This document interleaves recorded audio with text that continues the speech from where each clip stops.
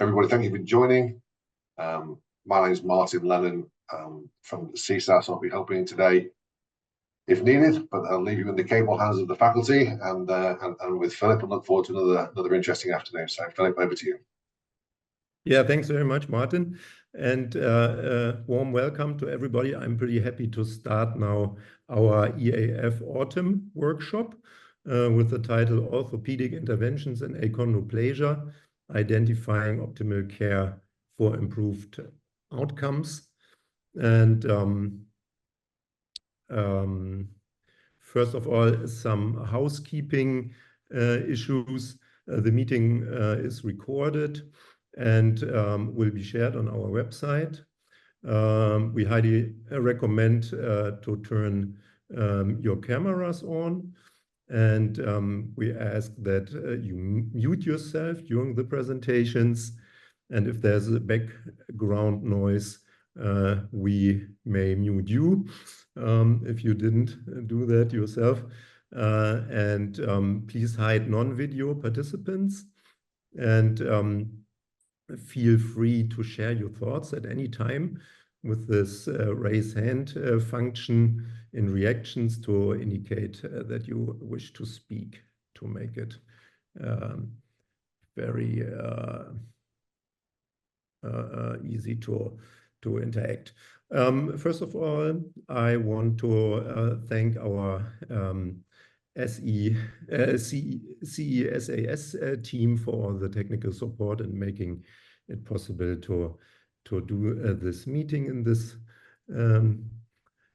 kind. And then there are exciting news because there will be an evolution, or there already is an evolution of our EAF forum, of our European Achondroplasia forum to an international Achondroplasia forum.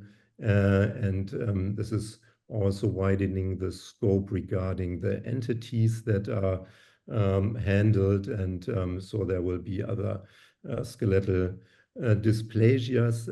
And on behalf of the steering committee, I'm very proud to announce that we now have international members that accepted the invitation to be on the steering committee, and this is Julie Hoover-Fong and Virginia Fano, Juan Clinton Lelera, and Ravi Savarirajan, and also Kaita Okada from Japan. So it's all over the world, and we are very proud that this is the case. Very much welcome. Of course, we want to thank our sponsors to making it possible to do such a meeting. And then I want to start with the objectives we like to achieve with our meeting. So we want to improve the understanding of orthopedic treatment options in achondroplasia, and together identify common issues associated with orthopedic surgeries in achondroplasia. And then we also want to discuss whether orthopedic interventions are preventable and how, and then provide a practical guidance for lead clinicians to provide optimal care in post-surgery situations. Now it's my pleasure to introduce our faculty. My name is Philip Kunkel. I'm the Director of Pediatric Neurosurgery in Mannheim, which is in Germany, in the Mannheim University Hospital. And I'm joined by Dr. Carmen Vleggeert-Landkamp, who is in Leiden, the Netherlands. She's also a spinal surgeon. And then Dr. Simone Riganti, an orthopedic and trauma surgeon from Genova, and the Giannina Gaslini Institute. And then, of course, Dr. Antonio Leiva-Gea, who is also an orthopedic and trauma surgeon. He's from Malaga in Spain, from the Virgen de la Victoria Universal Hospital. And now this is our agenda. We would start with the orthopedic interventions for spinal deformity, which will be my pleasure to show you. And then it will be, the next one will be surgery for spinal stenosis by Carmen, and then corrective surgery of the upper limbs by Simone, and corrective surgery for lower limbs by Antonio. And then we have a short summary session. And very important, after each of the presentations, we will have this guiding principle voting process. You will see how this works then, but in principle, we would, as this forum, accept a principle when the majority, 75% of participants, is in favor of this guiding principle. So I'm happy now to start with my presentation. It's on orthopedic interventions for spinal deformity, and I want to start with common spinal problems in achondroplasia, and the first and most common one is the thoracolumbar and lumbar spinal stenosis, which will be covered by Carmen. And then the maybe next important problem is the thoracolumbar kyphosis, or TLK, which I will cover. And then, of course, we have the combination of the two problems in the same patient at the same time. And then there are other problems that we will not cover because they are maybe not that frequent.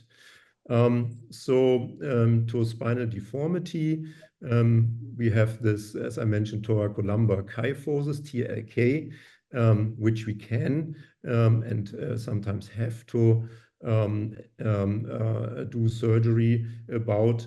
Lumbar hyperlordosis is very common, but not something we would, I won't say ever, but we only would very seldomly have to do surgery about. And scoliosis is also not uncommon, but not a very common entity that we have to treat surgical. So here are some numbers from the literature. The Baltimore cohort regarding spinal deformity and achondroplasia, and the mean age of the patients in this study was 18 years, and many of them had a scoliosis which was defined more than 10-degree COP. And for the TLK, for the thoracolumbar kyphosis, it was noted that only 21% had a normal spine in this regard, and 80 or almost 80%, had a mild, moderate, or severe form of TLK, and moderate and severe were even more than 50%. So it's a real problem. And I want to start with this boy. This is a CT scan of his whole spine, or more or less body. That's something, of course, we should never do, right? But I had these pictures given by the family, and it shows this 10-year-old boy with a pretty normal type of TLK, 35 degrees, and a 50-degree lumbar lordosis. And I wanted to show that because I also have from the same boy this MRI, and as you can see, in these 4 years, the extent of the lumbar lordosis almost went up to 90 degrees, but the TLK stayed the same. So it's not always that the amount of the lumbar lordosis is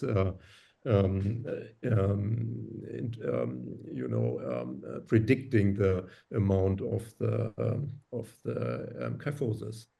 So if we have a look on the natural history regarding thoracolumbar kyphosis, we have more data from Baltimore, and this is interesting. 60 children were examined at the age of more or less a year, and the follow-up was almost 6 years. And the initial curve in these children was 44 degrees TLK.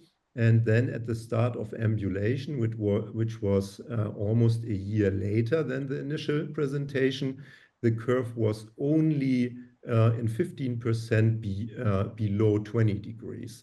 And 1 year after independent ambulation, which was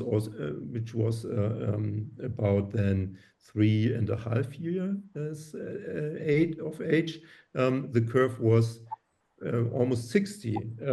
In almost 60%, the curve was below 20 degrees, and this is interesting. And the paper was named "Walking Out of the Curve," which is, I think, a good summary of this. But a very important thing is that if you look at the patients that had a persistence of their kyphosis at the last follow-up, it was they were 30% of them were in this group, and there was a strong association to delayed motor development, and I come later to this. This is a fairly normal situation of here on the left side, a girl at 11 months of age, and you see in this routine MRI TLK of 45 degrees. And here on the right side, he was 6 at the time, it was 30 degrees. So that's often the case that this happens like that. But of course, a very important thing is that this is not the right thing to measure TLK, because we need standing X-rays, and I come later to that. So if we now go to the conservative treatment of TLK, we have a very interesting paper from Beijing, China, and they looked at 33 patients where the brace therapy was initiated at 27 months, a little more than 2 years of age, and they followed them for a little bit more than 2 years. The thing is, they excluded the motor delayed children and also the ones that didn't meet the rigorous brace time criteria. And they have seen in these children an initial TLK of 42 degrees, and at the final visit it was 30 degrees. So one could say that brace therapy is working. And then I have to introduce another thing, which is the apical vertebral wedging, which is more or less the amount or extent of the wedging of the apical vertebra. And it was initially in these braced children 61%, and at the final visit 52%. So this is decreasing also. And here, just to make clear what it is all about, so this is here the wedged apex vertebra, and if this A line is only or the B line is only 50% of the A line, then it gives you a reading of 50% in this AVW. So this is important. And now if we compare the results of the initial visit to the final follow-up in these braced children, we can see that the TLK is going down, as I mentioned, from 42 to 30 degrees roughly, which is highly significant. And not really significant is the amount of increase of the lumbar lordosis. And the next important thing, of course, is the reduction of the AVW.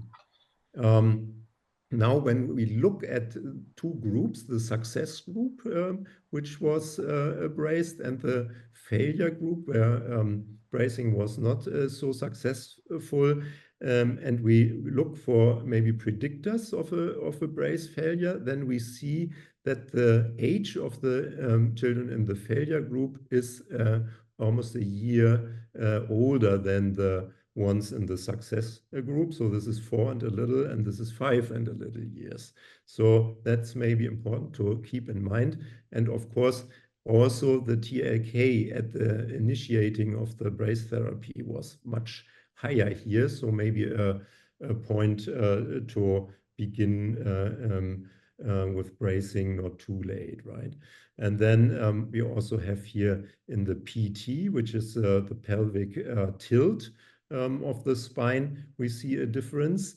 And in this AVT, which is the amount of translation of this apex vertebra. So this is an interesting case I wanted to show. This is a one day old child, and the TLK here was 28 degrees. Of course, it's not sitting. And here he is 2 years old, and the degree of the curve here was 61 degrees, which is a lot at the age of 2. And here at 5 years, he was 78, so pretty severe amount of TLK. And then at 5 years, bracing was initiated, and at 7 years, it was a little better, but not much. It was 75 degrees still. So he had to be operated on, and that was the surgery that was done, a spinal fusion, without doing too much with the apex vertebra. And then there had to be another surgery because the decompression, the laminectomies were not enough, and he had a little problem. He had some problems neurological wise, and it was revised, and then there was a lot of space and for the spinal cord and the nerves, and he had a very good function afterwards. But, and this was the problem here, the lowest instrumented vertebra was still kyphotic, and that's very important to avoid that. Because if you look at his course, his clinical course, he developed a distant junctional kyphosis. So he became kyphosis below that level. And then he came to my clinic, and I did another surgery where I had to go one level lower, and to achieve lordosis here, which is really very important to prevent any more kyphosis, junctional kyphosis here, I had to do a pedicle subtraction osteotomy in this vertebra, and that was the only way to achieve here some kyphosis, which is pretty important. So this is another boy I wanted to show. He was 12 at that point, and the TLK not in the X-ray. I don't have an X-ray from this time, but it was 25 in this position. And then I met him when he was 21, and he had a pretty severe kyphosis here, 51 degrees, and it was very high up. So the apex vertebra was T11, and the thing is, there, of course, you have spinal cord and not only nerves. So he had neurological dysfunction at that moment, and I had to do a very extensive surgery in this way. So I had to do a long construct, 11 levels had to be fused, and I had to do 2-level PSOs, pedicle subtraction osteotomies, to to get a good curve reduction here. And maybe another important point is, as a rule of thumb, if you do a let's see, I'm sorry, correction of the kyphosis. It's better not to exceed much the 50% correction, because that's not a very healthy thing for the spinal cord function. And this was 50 degrees. That was, I think, okay. And this is a case where it was really, really too late, and I couldn't do too much for this lady. She was 45 when I've seen her. And this here is 111 degrees TLK, which is really more or less way too much. And she was already pretty severely paralyzed in her legs at that point. And I did the surgery. It was in the prone position. It was only 102 degrees. And you see here, I also did these 2-level PSOs to correct the kyphosis, but this was maybe a little bit too much. And after the surgery, she had lost the little of function she had left. So this is just, you know, like a warning. 111 degrees, that should really not happen in these patients. So if we look at the literature regarding these more severe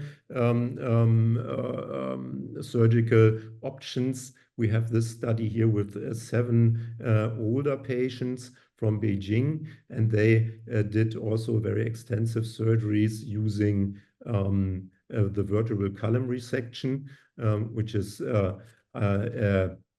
kyphotic reduction by really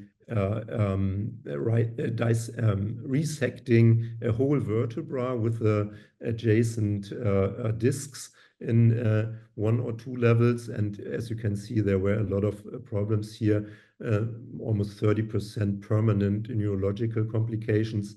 And this is just one of my cases, where, just to show you how a vertebral column resection works. It's not an achondroplastic patient, but it's very extensive surgery. In this case, we did resect 3 levels, and we could gain a very good correction. But this is really extreme surgery, I have to say. And in my experience, this PSO type of osteotomies are much better in the achondroplastic population. So at last, I wanted to share our spine pathology surveillance protocol from Mannheim. So we would first do a spine imaging via MRI at the age of 6 months to 2 years, in combination of the foramen magnum screening. This is more or less nice to have. It's not mandatory. I mean, the whole spine part of the screening.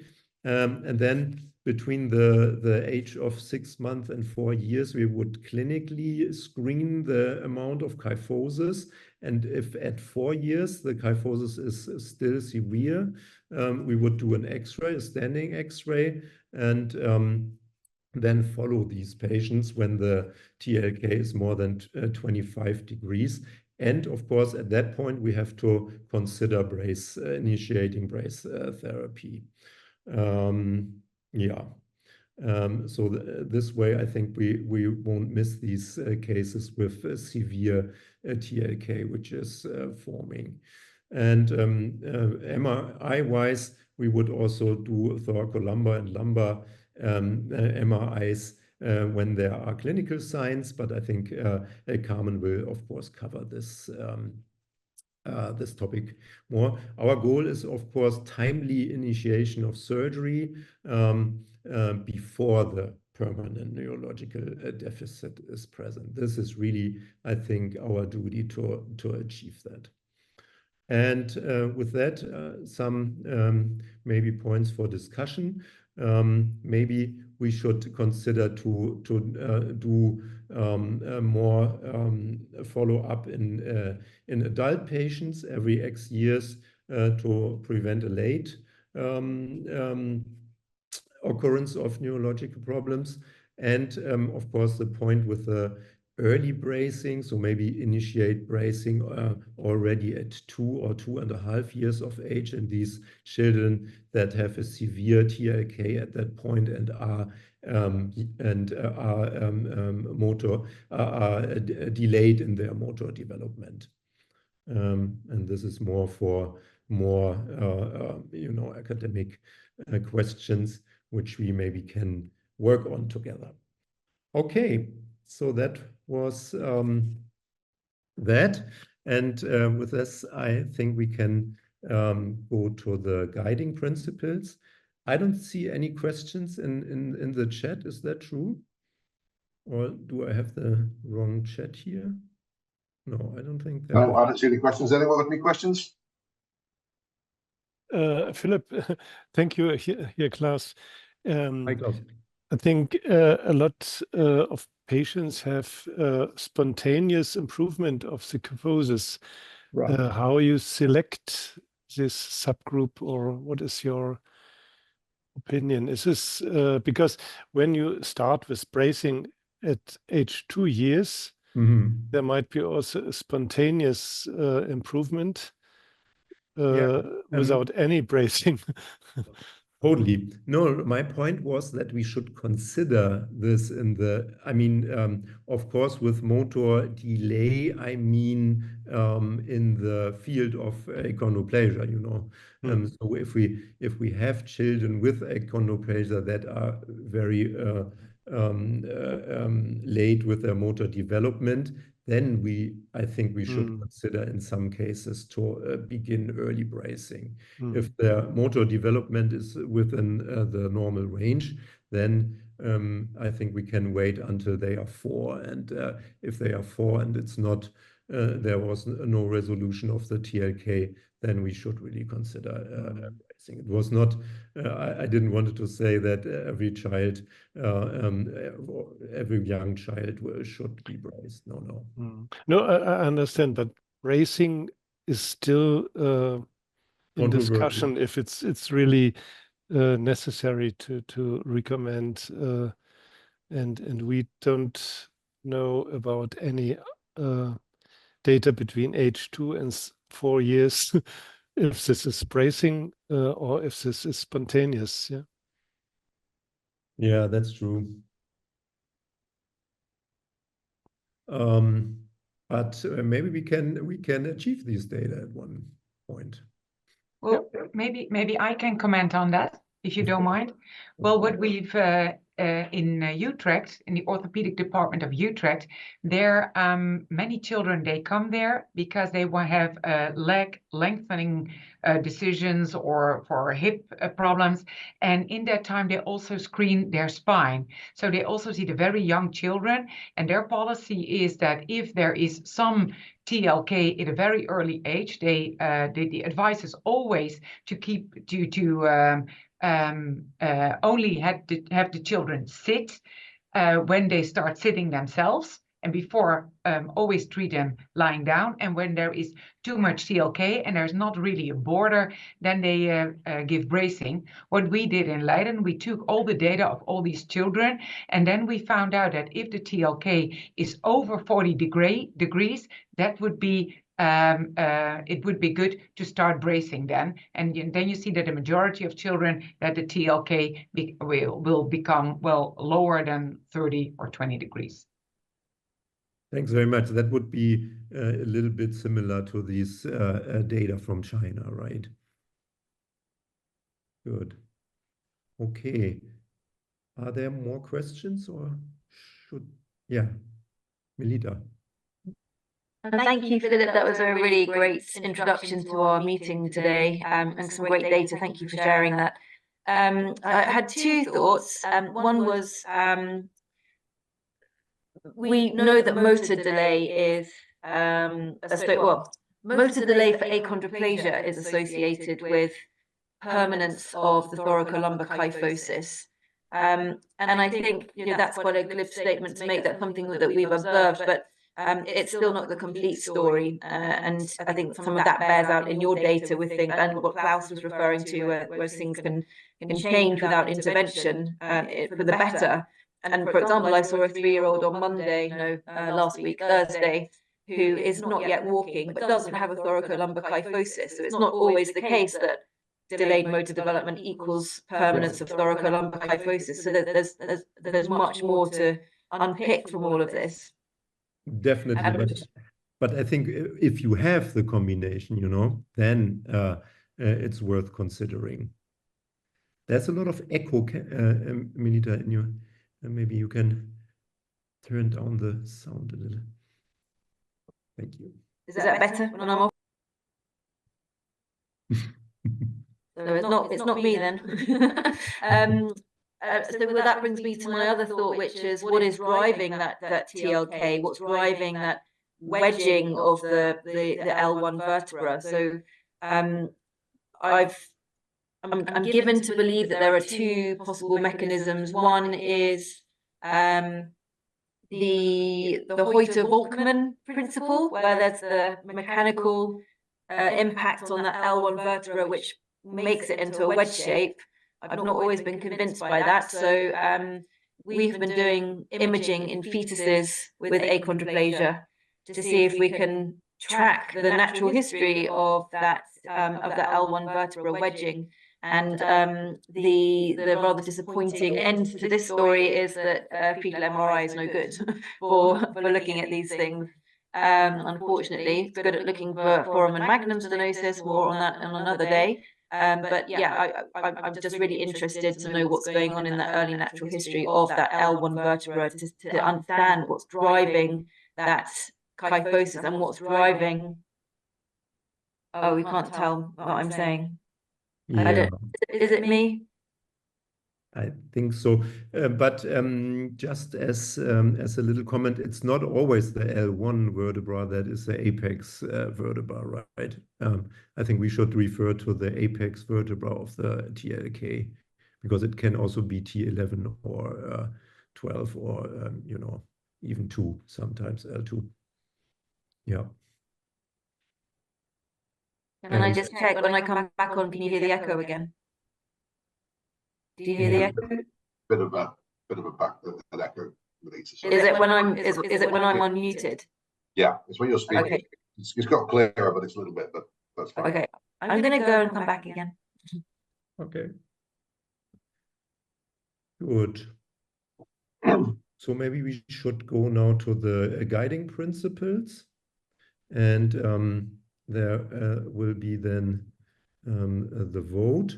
And the first suggested principle would be non-surgical approaches supported by a multidisciplinary team should be prioritized whenever possible to avoid unnecessary surgical interventions. This may involve parental education, medical therapy, physiotherapy, brace therapy, and weight management. So we would like to hear your thoughts about content and wording. Anybody got any suggested changes to that? Yeah. Any ideas? Seeing Melita's back. Okay. Welcome back, Melita. Just saying, anyone got any changes to this? If not, we can go. I'm seeing no hands coming up. So for everybody then, when it goes to the next bit, you can just vote on agreement. I agree with this wording, and I think it's better to put all together education, physiotherapy, brace therapy, and it's even better to put all these conservative treatment together, and then I expect 100%. Okay, let's Sergio. Hi. Yep. Hello, everyone. Could we maybe, I don't know if mentioning here, but also the positioning and the other, there's a lot of other recommendations to the position and the use of the car seats and the other things. I don't know if it can be a term for adding there. It's maybe or this is everything you covered consider by on the- parental education. Isn't that covered by that then, maybe? Okay. Because otherwise it gets so long, you know. So I think that's important to make sure those we can get to the manuscript. I think Sergio would be a good point to bring out some of those details In the explanation. Okay. That's correct. Okay, then I think we can go to a vote, Philip, if you're happy. yeah. Good. So So I think Sergio's got a very good point here. I mean, that's the major element of the management, and we could just stick in 2 words, and it won't be that long. So, parental What did you say? education around handling. yeah. Is that the only basic the only parental education you've got? It would be including around or Because otherwise it reads a parent should just know about this thing, but it's actually that they are part and parcel of the management. Yeah, that's what I was trying to make it. But if it's explained later, but yeah. I think it's important to bring it out in that it's your guys' thing. I'm just asking the question there, Melita, is it around handling or including handling? I think this means specifically around handling. Okay. But if you're happy, Because otherwise, if it's just parental education, it could mean parents ought to know about the possibility of TLK, but that's not what we mean. What we mean is that the parents have got to do their thing as well as the medical therapist and the physiotherapist and the. I mean, shoot me down, anyone. No, I think it's fine, right? good. If you're happy, Philip, we can go to a vote. Yeah. Assuming that So you will send now the just ah. Bazoo, there we go. Just do you agree with this guiding principle? We'll talk about the length of agreement, strength of agreement later on. But there we go. We're getting a vote in.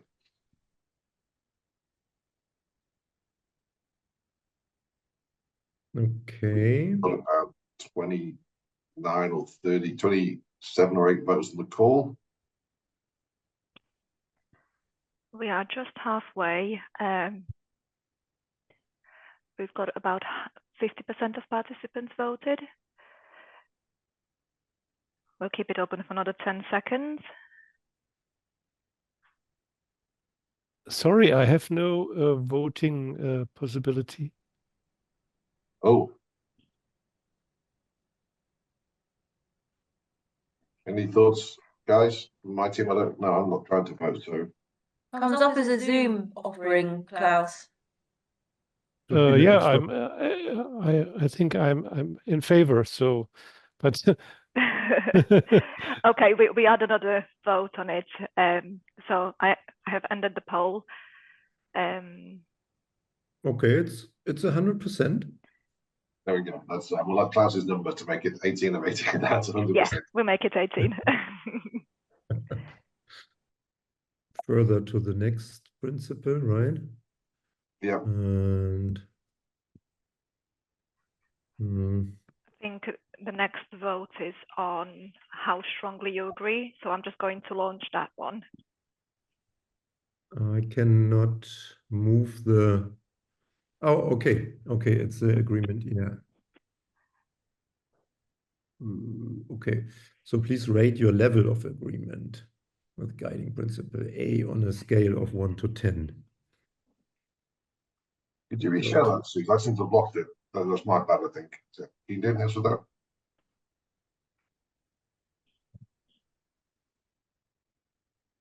No worries. It works, right? We are about 30 seconds in, so we keep it for another 5 seconds.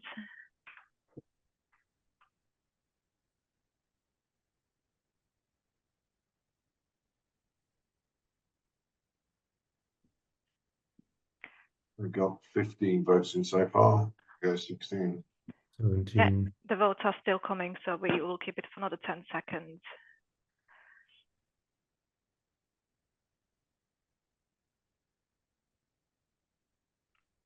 Has everybody voted? Are we all happy? Klaus is just connecting. Klaus is back on. Can you see that one, Klaus, now? yeah. Now I Fabulous. voted. Devoted. Good. Good. That's yeah. Sorry. No. Okay, that's great. I think that's us. Okay, I shall end the poll now. Okay, and then we go on to. So principle B, which reads early identification and regular monitoring of spinal deformities and achondroplasia is essential. Non-surgical management should be prioritized with surgery considered for progressive deformities, neurological decline, or impaired function. Surgery should be performed in a specialized center experienced with achondroplasia. Any suggestions how we should maybe tweak it? the wording? Yeah, because to me it reads non-surgical management should be prioritized with surgery. Okay, yeah. So is that just a line thing then, Melita? Is it? Yeah, that's just this is this is the wordsmithing requirement. So what we're saying, so the message, Philip, is we should put non-surgical management above everything else. Right. And we should save surgery for progressive deformities, neurological decline, or impaired function. Okay, so I think we just need a comma. So non-surgical management should be prioritized, comma. A comma could help, yeah. With surgery considered is not the right word. It's like is the surgery reserved for progressive deformities? My suggestion. That's good. I like it. You could say non-surgical management should be prioritized and surgery reserved for progressive deformities, neurosurgical decline, etc., etc. Yeah, that reads nicer. Yeah. No comment. Yeah, I had another solution, but of course there are different solutions. You could also say, and only surgery being considered or reserved for progressive deformities and so on. And then my second thing was I felt that impaired function is rather vague. What do we mean by impaired function? Yeah, I mean, in the end, we mean that there are some cases where the TLK might be considerable, but you don't have a neurological problem, but just the extent of the curve can impair sitting and standing and such. I think that's what we meant. But then maybe it should be so surgery reserved for progressive deformities and neurological abnormalities. That would then combine neurological decline or impaired function. Would that be then the same, or do you still think about other things? Shorter is always better. So his point is impaired function the consequence of neurological decline? Are they one and the same? No, that's what I said. I mean, sometimes you have the situation that there is no neurological problem, but the result of the curve impairing function, like looking up and stuff like that. If there's a very stiff curve, but you don't have a compression of the myelin, you can already have a functional problem. You mean, for example, the gait is reduced, the 6 minutes walk test, whatever, something like this? Something like that, yeah. But really function in the sense of daily function, like, if a child has a pretty severe TLK or a person, then sitting just because of the imbalance becomes more hindered and stuff. Maybe then we should say neurological abnormalities or impaired motor function? Or spinal function? No. I don't think spinal function, no. Okay. And what about pain? Yeah. Pain is somewhat missing. Pain can be considered a neurological deficit. I would rather change decline for deficit, because it's not that it has to become worse. It also, when it is bad, like what Klaus mentions, when they have neurological claudication, so difficulty in walking, that's not good. Yeah, you don't have to wait for it to get worse when it presents like that. Yeah. That's a good point, I think. Without the E deficit. Thank you. Hang on. So what are we going to do about impaired function? Well, I like impaired function is an orthopedic term, isn't it? No? Very broad. Impaired function. We could also because it doesn't tell you whether it's motor or sensory. But I think in the orthopedic world, it's, you know what you're talking about when you say impaired function, don't you? It's of course a wide, I mean, it's a broad term, but and Philip, I really like your explanation, and I think that in children that's really true. But wouldn't that be covered if you would say severe deformity? Yeah, sure. I think, I mean, it's always better to have it short, right, and not too many items, sentences in such a principle. So maybe, yeah, I could live with it. My lovely colleague Emma Snow, who's too shy to speak up, she says, Emma, is wondering whether it's the quality of life that's impacted, whether that's an important thing to bring out in terms of the impaired function.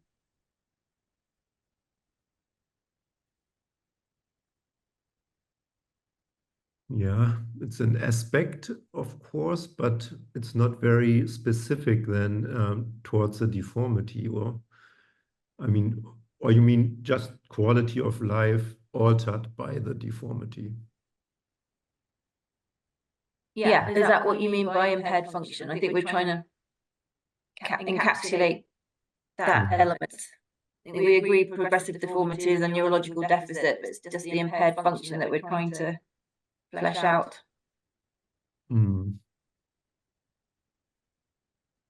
Just as a naive person here, is the impaired function part of the previous two? Because it says, oh, because impaired function could be for many things, I guess, which I'm just trying to understand. So surgery reserved for impaired function, but is that, as you say, related to the progressive deformities and neurological deficit directly? So I think we have to look a little bit on the time, because otherwise we run a little late. So on Martin's point, how's about surgery reserved for progressive deformities and neurological deficits leading to impaired function? Yeah. Cocktails. I think that's a good solution. What do you think?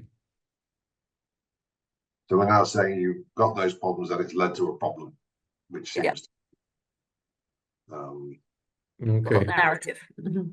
So let's vote about that, right? Sometimes very severe deformity has no neurological deficit, so they didn't lead to impaired function. Sorry, yeah, there's not and, is it? The and is not. We just changed the and there, didn't we, Alex?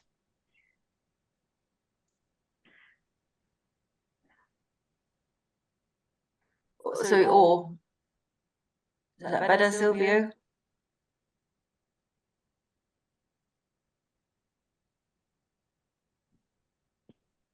I think that's good. Not so easy to correct this sentence. Because sometimes the kyphosis is very severe and had some in function because of the deformity, not for the neurological deficit. I think we all have some case of this. So that is as I read that now, for me, Silvio, it's a non-surgical management prioritized surgery reserved for progressive deformities or neurological deficit leading to impaired function. So either or of those, so progressive deformities leading to impaired function or neurological deficit leading to impaired function is how I would read that sentence now. So is that what you're saying? So if you've got a progressive deformity leading to impaired function or a neurological development, neurological deficit, that's when you're looking at surgery.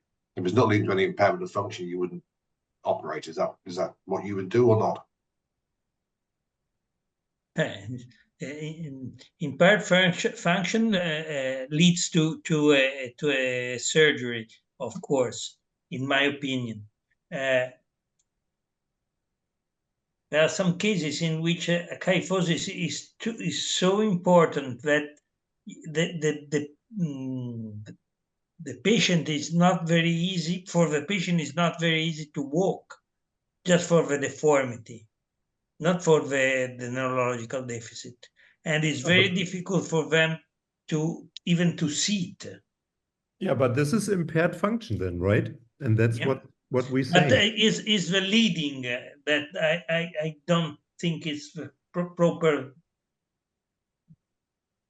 because neurological deficit leads to impaired function, but sometimes the impaired function is not due to neurological deficit. Yeah, that's why we put progressive deformities or neurological deficit, right?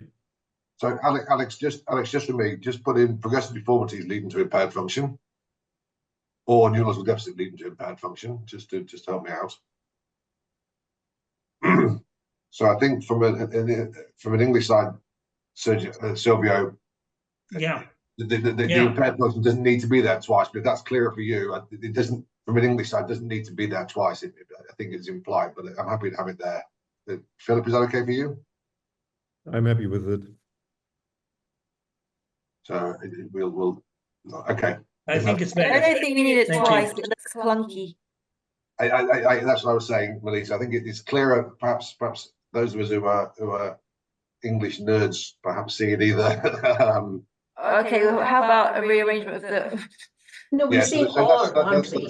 So now we've got thank you, Alex. So now we've got non-surgical management should be prioritized and surgery for either progressive deformities or neurological deficit leading to function. Yeah, because we say either or in that sentence, so it's implied that it is. Yeah, that is much better. Thank you, Alex, or whoever in my team was typing that in. That's good. Okay, I think. Are you happy to go to the vote? Right, are we happy? I'm going to launch. I heard you had a thought about the last part, the last sentence. Surgery should be performed in a highly specialized center. He has proffered. You want the word highly in there? It's just a detail. It's sometimes the manual is already in an experienced center, and I was doubting even if it should say experience in this procedure, right? In achondroplasia, not just in achondroplasia, but it's just a detail. I'm not sure if it's. I see what you mean. I think we're making the point here. I say from an English side, we're making the point that this is not to be done in your local DGH. It's in a good center, and I think people will be hard to argue with it from a in that context for me.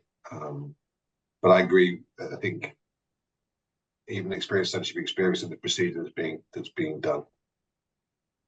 You have to say highly specialized pediatric center, or it doesn't matter.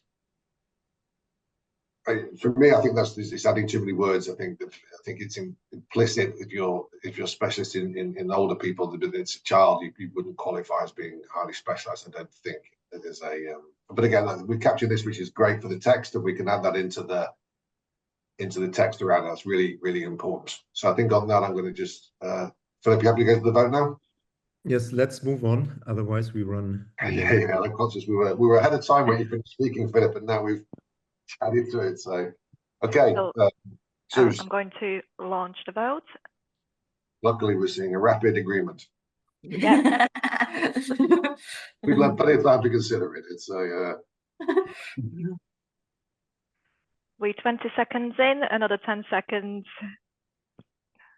I know Valerie's to leave because she has a fire alarm. Just if anyone knew where Valerie's disappeared to, she put a message in there. That's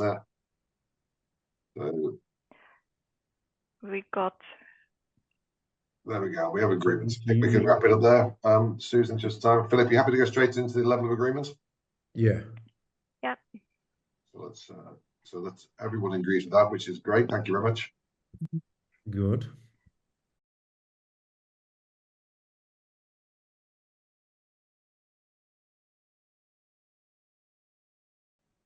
Okay, now it's Carmen's time to present surgery for spinal stenosis. We are happy to hear that. Oh, thank you. First of all, for the invite to speak here. I'm a neurosurgeon in Leiden, the Netherlands, and I'm dedicated to spine surgery. And I also have a large research group on spine problems. And one of the issues that we perform surgery on, but we also perform research in, is achondroplasia. And here you see the two pictures of the PhD students that work on this topic. This is Shadi, and he is working mainly on achondroplasia in children. And this is Chusula, and he's mainly working on achondroplasia in adults. And today we will talk about, I will talk to you about the lumbar stenosis surgery in the adults, but it has a lot to do with the problems that you see during childhood. We'll come back to that. So when we're talking about the spine, Philip has already introduced a lot of knowledge on this, but the problem for spinal stenosis is mainly that the centers of enchondral ossification, both at the anterior part and at both lateral parts, is slowed, and therefore the spinal canal is smaller, which may lead to spinal stenosis. So what we see in achondroplasts is typically a lengthening of the canal. It's a lengthening, but also importantly, a narrowing.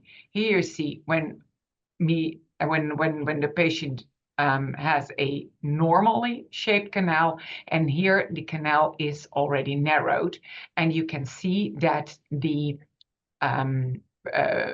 yellow flaval ligament is thickened, but that it is lengthened. So when you perform the surgical intervention, you have to operate in a more lengthy way, and in non-achondroplast, you would more operate in the horizontal way. So it's really a difference in surgical intervention. So what are the symptoms of these patients? Well, typically they have pain in their legs upon walking and standing. And when they flex their lumbar spine, this decreases the complaints. This is what we call neurogenic claudication. It's seldom that their symptoms are radicular, so that they follow the pattern of one radicular route. And when we see these patients, we seldom pay attention in general to micturition, and even more seldom to sexuality. But this is closely related with these symptoms, and particularly if they also have compression on their distal part of their medulla, then we also see these problems that the patients have. So therefore, I'd like to emphasize that it is important to always discuss this also with your patients. But typically, these patients come with a neurogenic claudication, and then if we see on an MRI that there is indeed spinal stenosis, then we perform the surgery. Well, what is different in surgery in spinal stenosis in the achondroplast in comparison to the non-achondroplast, that is that when you look at the spine from the posterior side, is that you have to take away somewhat more of the upper arch, and that you have to go deeper into the lateral portions. And well, it's really different from a spinal stenosis surgical intervention from a non-achondroplast.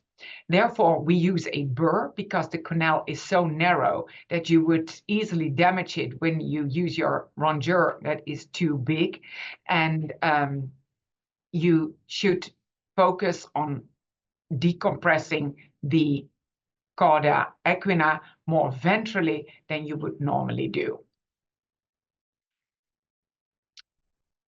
Well, what is particularly a topic of research in the adult achondroplast? That is that what we encounter in daily practice is that we have some achondroplasts that we only have to decompress one level and they live happily ever after.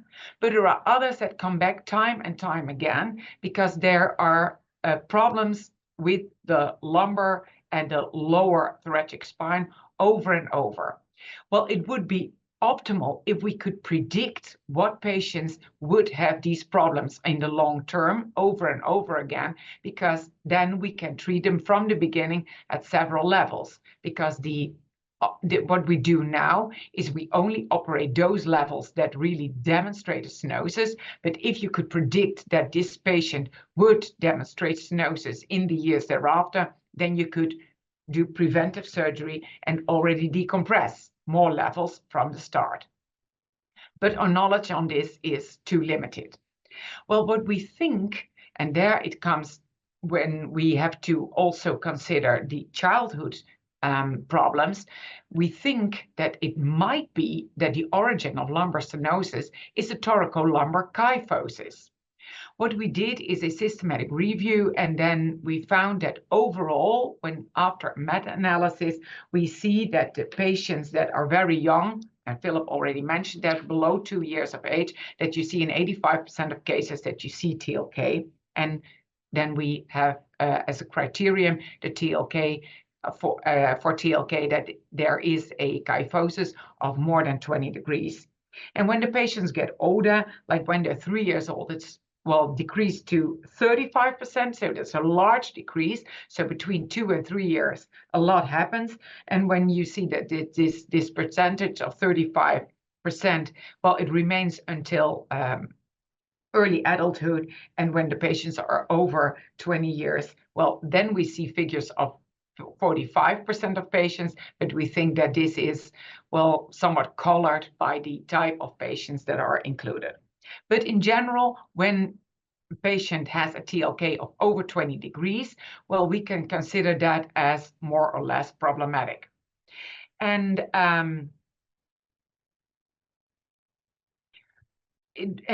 this is the theory. The TLK is here, and this is that it has something to do with your lumbar lordosis as some type of, well, compensating mechanism. So when you, maybe I can go back. Yes. So you can imagine that when you have a very severe lumbar lordosis, that this, in order to maintain sagittal balance, that you will have this TLK. Or rather, the other way around, when you have a lot of TLK, it is imaginable that the lumbar lordosis is compensating for this TLK. And that means that you have arches here, and then this can make the canal smaller, and this can lead to spinal stenosis.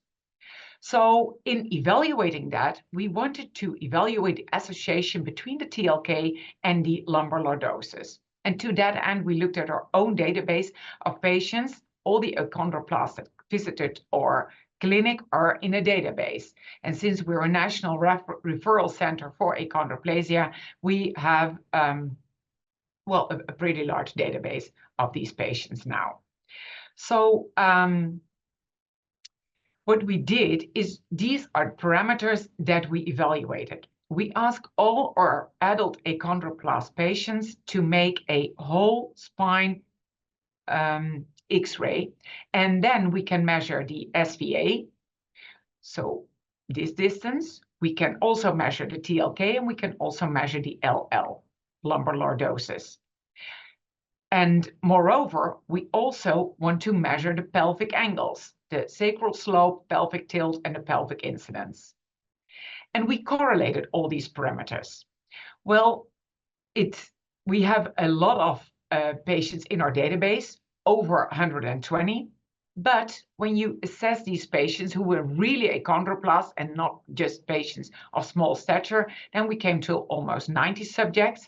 But if we then really evaluated our X-rays, then we're a little bit disappointed because there were only 34 patients that had a really nice overview of the whole spine in which we could calculate or measure all the parameters mentioned.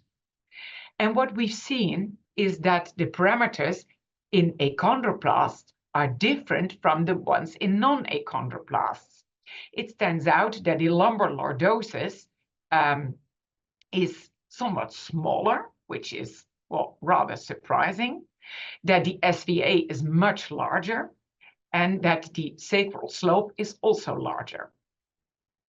So TLK in this population is somewhat over 20 degrees. So it is a mean value, but in general, the adult achondroplasts that visit our clinic have TLK.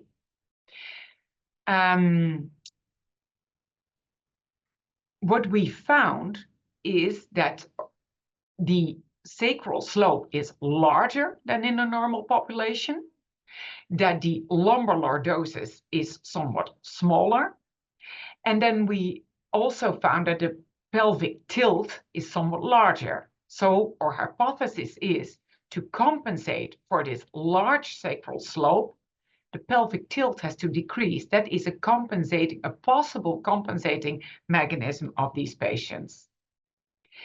And then we wanted to know, are these parameters different in patients that are non-balanced? So, and as a cutoff value for non-balance, we took the SVA, and we said that if the SVA is larger than 1 centimeter, we call this patient imbalanced. And then we found that if you have a large TLK and also a very flat sacrum, so a high sacral slope, then the SVA is compensated, but it is compensated because you have a very large lumbar lordosis. And if the lumbar lordosis is not enlarged, then the SVA is not demonstrating compensation. So these patients, they are their SVA line is deviating. Well, what we think that it is due to degeneration, that these patients cannot compensate in lumbar lordosis anymore because they have a degenerated lumbar spine. And because of their degeneration, they can also not compensate in their pelvic tilt. That is a presumption that we have, and that isn't possible explanations for the data that we have evaluated. So we put this down in this paper. If some of you are interested in, I'm more than happy to share it with you. So now we're interested in, if you really have this imbalance, do you indeed have more back pain? But we're also interested in, if you have this imbalance, do these patients indeed have more stenosis? Because that is what we initially wanted to know. So therefore, we first had to define stenosis. What we see in daily practice, that we get patients referred, and the radiologist or the neurologist from a distant hospital says, oh, you really have to see this patient, there's severe stenosis. And in our view, stenosis is not that severe because we see a lot of achondroplasia, so we can compare very well. So it would be very nice if we could have some parameters that we could share with these centers to have a cutoff value for them. And in order to define these cutoff values, we reviewed the MRIs of the patients in our database. So what we did, we took the SHITSA scale. That is a scale that is developed for non-achondroplasts, and it's a qualitative scale. And here you can see the different scales that you can have in stenosis of the lumbar spine. What we also did, we also measured the dural sac cross-sectional area, and we did that for all these patients. And this is what we've seen when we measured it with 2 neuroradiologists and me as a experienced neurosurgeon on achondroplasia spine. We've seen that these are the kappa values that we can that we can produce. And this is what we've seen, that usually the SHITSA scales are the worst, because C and D are the highest scales, are the worst in the upper lumbar region. Well, we already knew that, but it was already also demonstrated by these data. And then we see that the DSCA is also smallest in this area. Furthermore, we found that these two, the Schizza scale and the measured parameters, nicely correlate. We defined that the majority of the patients that we eventually decompressed were indeed in these higher regions, because we not only measured all these levels and gave them a Schizza scale and measured the dural cross-sectional area, we also compared the levels that were really decompressed and the levels that were not decompressed, and we decided that they could be treated conservatively. Well, you see that the conservatively treated levels in the vast majority, in half of the cases, was in the lowest region, so in the Schizza A scale, and when in the decompressed levels, indeed the Schizza scale was somewhat higher. Well, could we find cutoff values? Yes, we could. The smaller here we see that the canal in the decompressed is also smaller, and we could indeed find cutoff values. We did this by a logistic regression and RRC analysis, and then we could see that the Schizza scale indeed had a significant association with our treatment decision to operate or not to operate, with an odds ratio of over 2. And the optimal cutoff values for the Schizza scale to predict decompression was a grade C or higher. And the cutoff value for the cross-sectional area was 62 millimeters with this sensitivity and specificity. So we think that is a very nice result. And these are the data represented in a paper. Well, that was what I wanted to share with you. Thank you for your attention. If there are any questions, I'm more than happy to answer them. Thanks very much, Carmen. That was really interesting. Who has questions?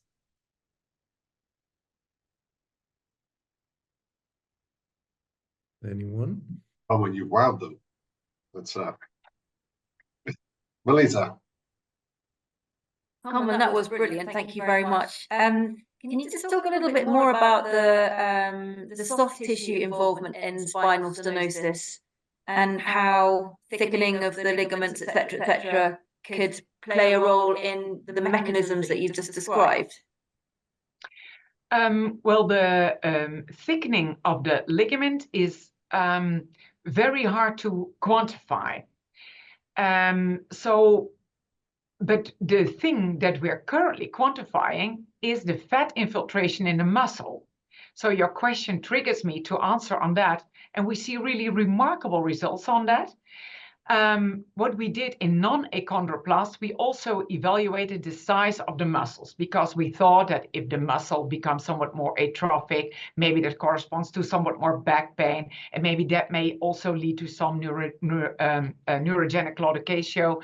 So I asked Shusula, can you also evaluate that in achondroplasts? And I didn't expect too much of it. But the results that we have now currently are really remarkable. Is what we see is that there is a very big spread in how much fat infiltration there is in the muscles, and then particularly in the erector spinae. So it seems that if the patient is forced to use this erector spinae to have a balance, that this leads to strengthening of this muscle. But when the patient is not able to do that, then you see a lot of fat infiltration in this muscle. And what we're currently working on is whether these patients, when we see a trend in these patients, to see even more imbalance or more back pain. So that is when you ask for, is there any correlation with the soft tissue? Well, now we are aiming for this, to evaluate that. That is really interesting. I don't know if Spain wants to jump in. That's kind of right up his street. But I was thinking more of the soft tissue within the canal. Is there anything that we can determine from your descriptions about the role of the narrowing through the soft tissue involvement in the canal? Well, it is that's always a matter of debate. in a non-achondroplast, whether what is really the origin of spinal stenosis. What we say as spinal surgeons is that there's hypertrophy of the flaval ligaments, but we're also in doubt on that whether that's really true. Maybe it is that there is a decrease in the height of the intervertebral disc, and therefore you get more wobbling, and therefore you get more compression. However, when you operate it, you have the impression that there is more that it is hypertrophic, but we up till now we have not quantified the size of this this ligament. So only the quantification of the space that is left for the nervous tissue, that is what we could quantify. But, and that's also interesting, but that's not something that we have evaluated yet. What we think is there might also be a component of inflammation in this flaval ligament. Namely, what we've seen in the patients with a radiculopathy, and then I'm talking about non-achondroplasia, patients with radiculopathy, that we have originally we think, well, you have a radiculopathy with a herniated disc because you have compression of your nerve. But we find now that we're more and more convinced that the inflammation plays a big role in that. So currently we're evaluating the herniated disc tissue for inflammation, and we really, well, we see that there is a ground for this hypothesis. So the next thing that we want to do is to also evaluate the flaval ligament that we take out in surgery to see whether there is inflammation in this flaval ligament. And it is highly interesting to also do this in achondroplast and to evaluate where the inflammation also plays a role in this flaval ligament that's compressing the nervous tissue in achondroplast. Can I come and work on your team?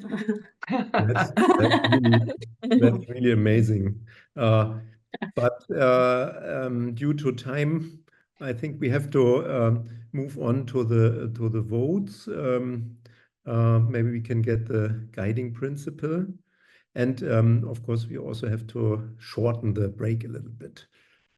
Okay, so the guiding principle here would be non-surgical management of spinal stenosis in achondroplasia through lifestyle changes such as body weight reduction, increased physical activity, and physiotherapy should be prioritized in early life to reduce the likelihood of the need for surgery later in life. How about that? Can I get a comma after physiotherapy? Please, Alex, thank you.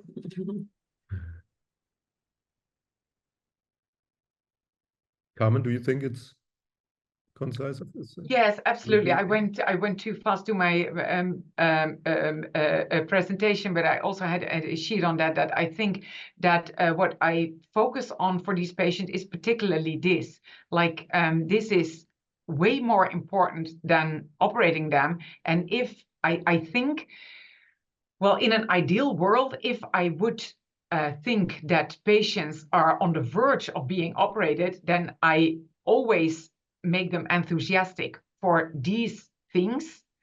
Yeah, but luckily, I'm very unhappy that they don't do it, and then sometimes I have to operate them. But I think this would be way better than operation. Okay. And may I add that currently we're also evaluating the influence of osteoporosis. And I cannot yet state that with evidence, but I think it is. If I may advise achondroplasts currently, I would also encourage them to evaluate their bone mineral mass density and then take measures for that. So might be an option to also include that into this. Okay, how should we put that? Yes, Svein. Well, keep on for this first, and I can join in after. Okay. Such as body weight reduction. Carmen might I'm just trying to think of what could potentially go in the discussion text, and if increased physical activity might potentially achieve the effect of increasing bone mineral density. Absolutely, absolutely. That- but that that also potentially- affects body weight reduction, of course. Yeah. Yeah. So maybe this is enough, and then we add Okay, for those now. to the discussion. Yeah. Which reminds me, Alex or someone, are you recording all of these little snippets and all the things that are going into the Zoom chat? Like somebody mentioned prophylactic surgery earlier on, so the things that need discussing in the text. These are bits of gold. Okay. So my question or comment would be, because I think most people with achondroplasia would have a degree of spinal stenosis. Are we talking about symptomatic spinal stenosis, or is this only a preventatory measure for all people with achondroplasia? That was the first question. And if this is for all people with achondroplasia, we are saying body weight reduction, but maybe we're talking then about keeping weight. I mean, it's not necessary that they are overweight in the first place. So I think we kind of talking about several things in this guiding principle. So just to clarify, are these patients with the symptomatic spinal stenosis? Are we talking about preventing getting symptomatic spinal stenosis in the future? I think we were trying to cover both, right? Yeah. And that might end up that we are not very precise. So it gets unclear.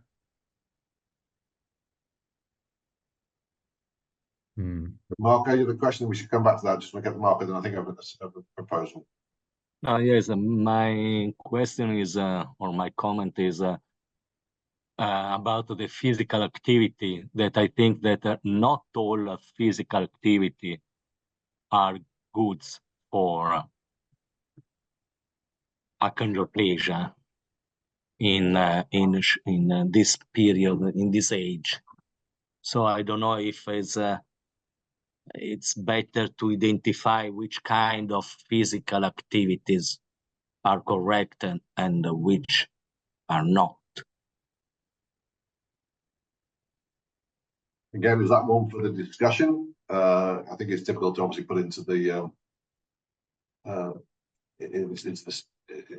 it's the principle, but certainly in the discussion, perhaps we should give some thought on or put some references around that.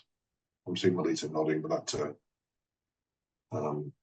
So to go back to the question we just raised about the, I guess, Svein, you were saying there's the two elements. There's the prevention. Is it prevention and management of spinal stenosis? Yeah, and just to add to what Marcus said, if we have people with severe symptomatic spinal stenosis, to increase physical activity is not possible for many of these people. And again, if we are starting with people without having symptoms and trying to prevent it, should we always increase physical activity? I mean, if you are physically active, you might still get spinal stenosis, symptomatic spinal stenosis. So I think we are trying to cover too much in this sentence and in this guiding principle. So I'm not sure whether we should split it or if you can come up with some ideas. I mean, in the end, in this principle, we say should be prioritized in early life, right? So that would be more addressing the children. Yeah, Maybe. So that will be about keeping weight, not increasing weight, not necessarily losing weight or having a weight reduction, and also to keep physical active, not necessarily increase physical active, because you might still be active. So I think it's more about being physical active, try to maintain or prevent weight increasing weight. So Melita, help us. You're the wordsmith here. That may be what Marco was referring to as well. I think, So I agree to the principles. It's just if we're talking about people in the early life, then we might not say implicate that they're already overweight and are physically inactive, because they might be both active and have a normal weight according to achondroplasia, but it's still important to keep it that way. So maybe we can have a second principle then addressing adult patients. Just to maybe you can suppress reduction and just say body weight survey, and suppress increased, just say lifestyle change such as body weight survey, physical activity, not saying increase as you say. You can suppress increase.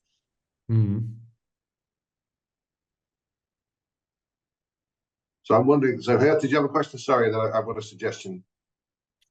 Yeah, maybe I missed something, but of course we all do agree that lifestyle and body weight control and physical activity is important. But I was just wondering, do we have enough scientific data to really support that there is a link between these things and the likelihood of developing symptomatic spinal stenosis?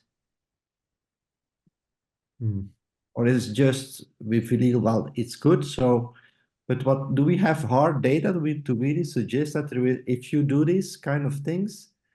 Because you could also, reasoning in the other way, you could actually also make people feel a bit guilty when they have surgery later on, because they have not done this kind of recommendations, or they have not been moving too much. And I mean, it could also put a burden on the achondroplasia patients if we put it that way. So I was a bit wondering if we should be not a bit more cautious about this kind of association or link if we don't have enough or good scientific data. But maybe I'm too critical. I just wonder whether or not that then, sorry Philip, apologies. I think in Carmen's data, wasn't there like a difference in BMI between the group that was operated on and the conservative group? I mean, not a very high difference, but I think there was. Yes, in the conservatively it was 33, in surgical it was 35 with a p-value of 0.5. So there was not a difference. But let's be fair, the vast majority is overweight. Right. That's what we see in clinical practice. There's, yeah. Well, otherwise, I think it's important as we get into the questions and we get into the manuscript. If this is your best guidance on expert opinion, then you should do more research on it. That's a fair steer as well, I think, to say this is the best beliefs. From what I've heard, I'm wondering whether or not we wanted to, I think as you said it, Philip, to perhaps put this into two, but really as two parts to it. So, and again, I'm sure people will tell me if I'm completely wrong. What I heard was around the prevention of spinal stenosis through weight management and physical activity should be prioritized in early life, and non-surgical management through weight loss and increased physical activity should then be first choice in management of spinal stenosis. So there's sort of a prevention sentence and a management sentence, but I could be totally have missed the point. I think you've got the point, but I just wonder if potentially changing one word, a couple of words might actually sort it. So I haven't got the word, but what I'm thinking is, so these are all lifestyle factors. These are body weight, physical activity. Well, physiotherapy is not a lifestyle change. It's an intervention potentially.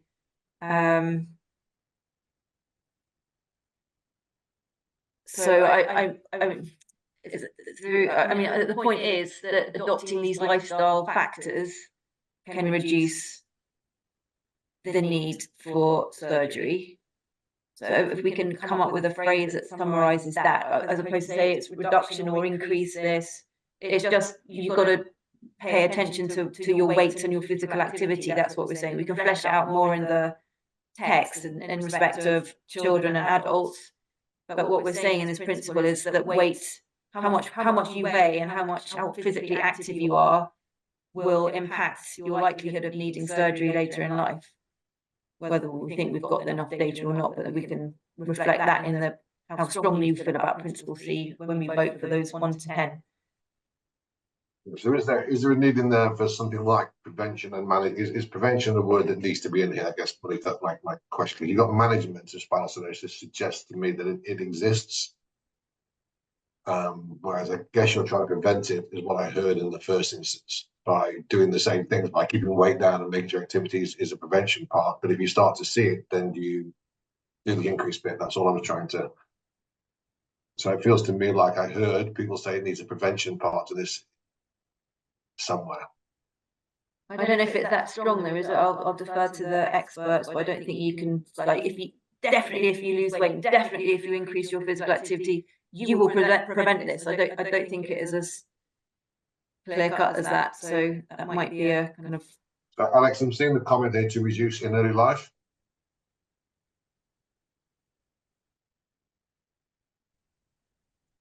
Yeah. Alex, I agree with Melita, because this is, we're trying to separate conservative and surgical management here, aren't we?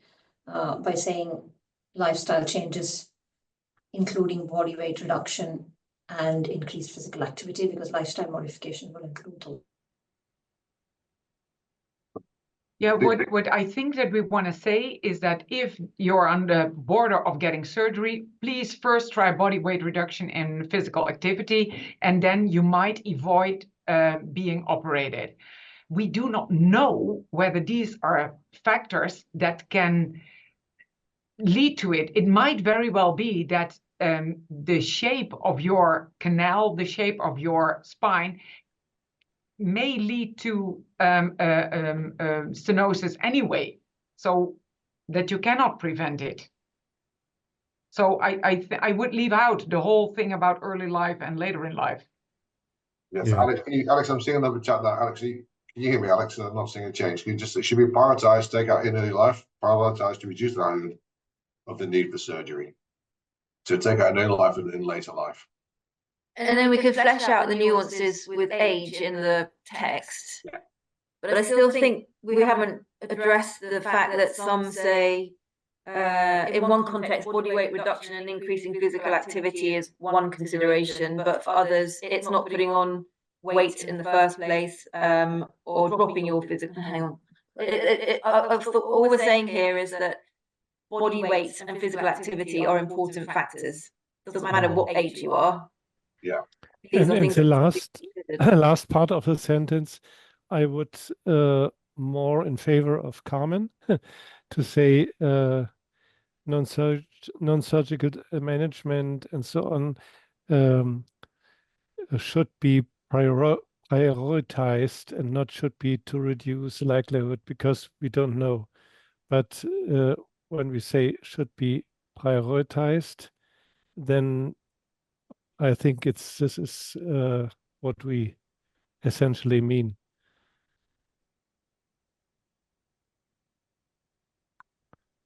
So it should be prioritized. Yeah, I think Carmen has already written in the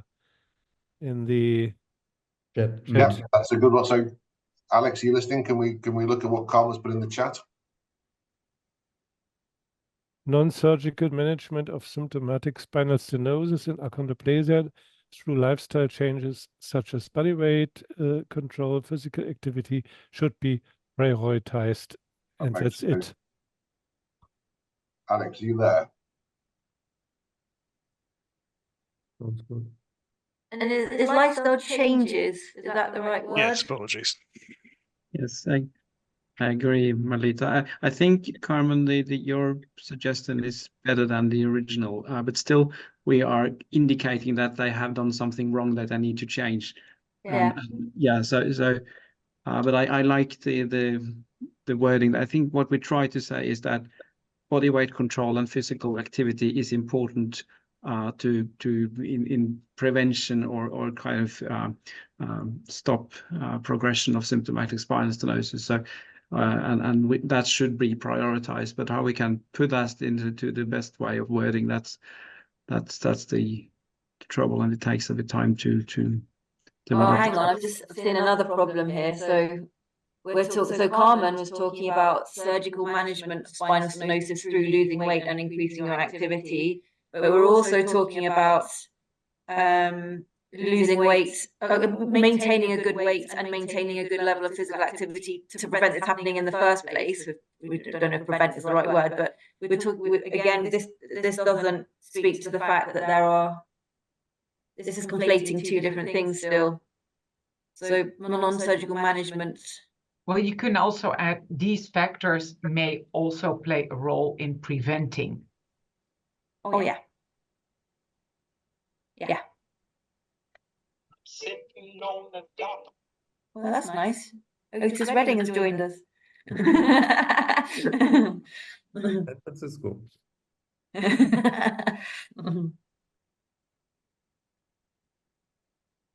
I think it's important to work on this because it will apply to 60–70% of the total population of people with achondroplasia. So they will, this will be kind of, if we indicate that all of them are physically inactive and should lose weight, I think that's not what we want to say.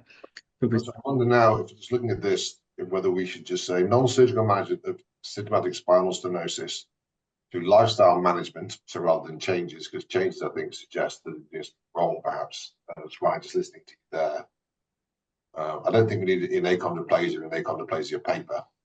For me, I just think it's probably shortens the sentence. Through lifestyle management, body weight control should be prioritised. These factors must play a role in preventing the need for surgery. That feels to me like it's covered the concepts we've discussed so far. Does that make sense to people? Prioritized at least before surgical interventions are considered. Should we prioritize ahead of surgery, before surgery? But I guess you can consider surgery. I guess I'm very conscious of the time, but I'm very conscious of getting it right. Any more offers on this? Should be considered before surgery or should be considered. So take out the word prioritize. Sorry, I think it's just considered, not prioritized there, Alex. Do you say in neurosurgeons, can you live with this? I could. I moved that comma, please, Alex. Body weight control and physical activity, comma, please. Thanks. Physical activity, comma. Activity.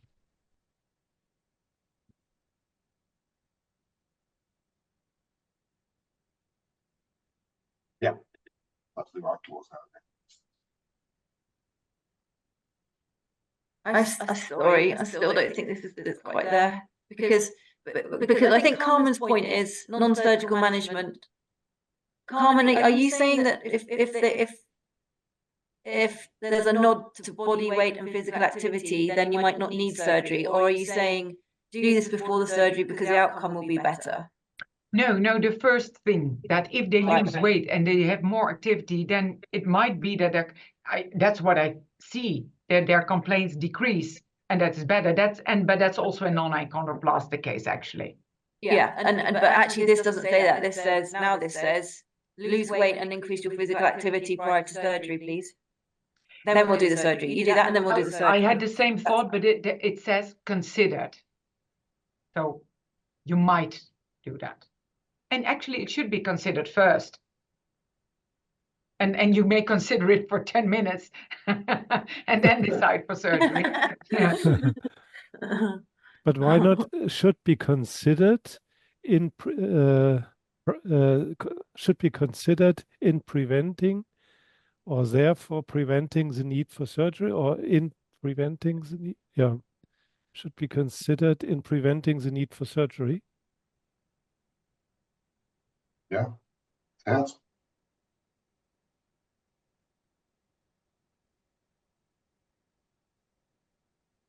Yeah. And the last sentence can be removed. Yeah. Why, Jove?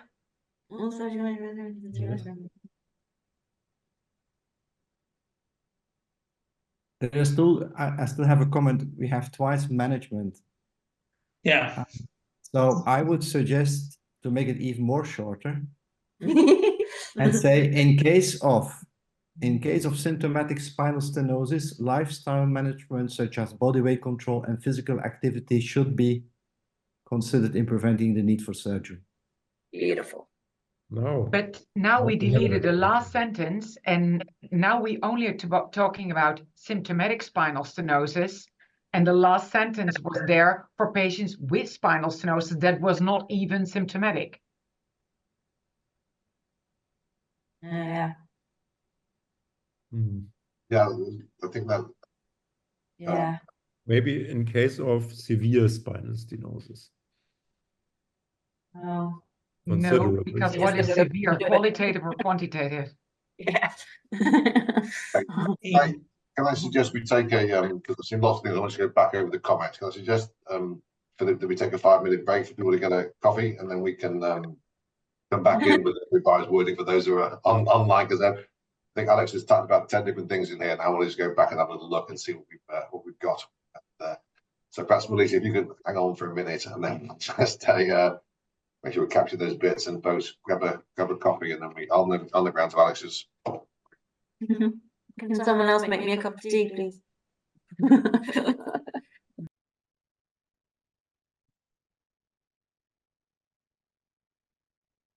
Alex, you got those? You're back to Alex. Yep.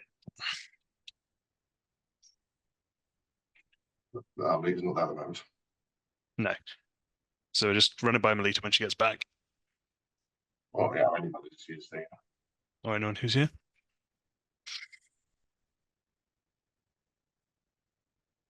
Is that the original? Ah. I've just changed it a little bit now, Melita. So what I've tried to do is to say, what I've tried to summarize, in case of symptomatic spinal stenosis, management through lifestyle interventions should be considered preventing the need for surgery, and the surgery intervention also important prevention of stenosis in the first place. I've tried to capture those two elements, but I thought I heard. So the question is, do we need the second sentence? Or do we just say, in the case of symptomatic stenosis, lifestyle interventions should be prioritized, and then forget the second sentence altogether and just talk about, you've now got it.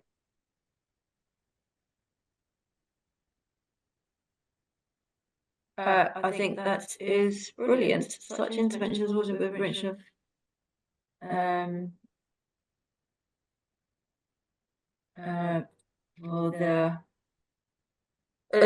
I'm thinking such interventions are also important for prevention of spinal stenosis in the first place. A word for in the first place. Or maybe prevention covers that.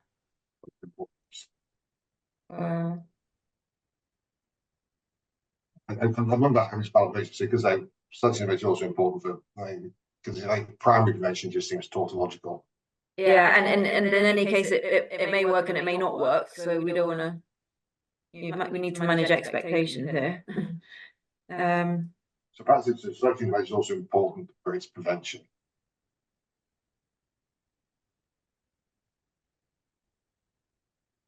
I don't like having spinal stenosis twice, and it just seems odd at the end. Yeah. And it's that the thing says, if you get symptomatic spinal stenosis, that's what you should do first, and that's pretty clear. And then such interventions may also, or are also important in prevention of symptoms, prevention of spinal stenosis. I think we know what we mean. Why not only tell such interventions are also important? Because in the first sentence is that you should be considered in preventing the need for surgery, and such interventions are also important. Dot. So here it's right. We don't have. I mean, that's what I meant by it might work, it might not work. We don't have the evidence that it will. But I've just forgotten the phrase. I also be important. I think I've got that comment. So Alex, in those situations may also prevent. May also be preventative. I mean, we don't want to tell everyone that if there is a lot of pain and symptoms, they have to first, do these lifestyle change things. Because Carmen, right? I mean, we have a lot of patients that just wait too long and they lose neurological function. I see many of those. And I think that would be the wrong message to tell them you have to have like an intervention, like a conservative intervention when the symptoms are already so bad. Because of course, if you have such level of pain, there's no way to do any sports or move more. And then, I think that's something we should avoid, to give patients the impression that they have to do that before they get surgery, right? I think we can capture the discussion. I think that's very clear. I think that's very. And then if we use, sorry, Martin. No, I was just saying, look at, we should mention in the text that it's, it's important. I think those points just raised are don't delay it, because that could cause more permanent damage. That was a very good point made. I'm just emphasising it for the takeaway. So Melita, back to you. And then if we use the word avoiding instead of preventing the need for surgery, and then we can say something about such interventions may also no, the other one, Alex. No. Avoiding the need for surgery. Then we can keep the other prevent such intervention. But I think we need to put a word that says in the first place. And I accept primary is not the right word.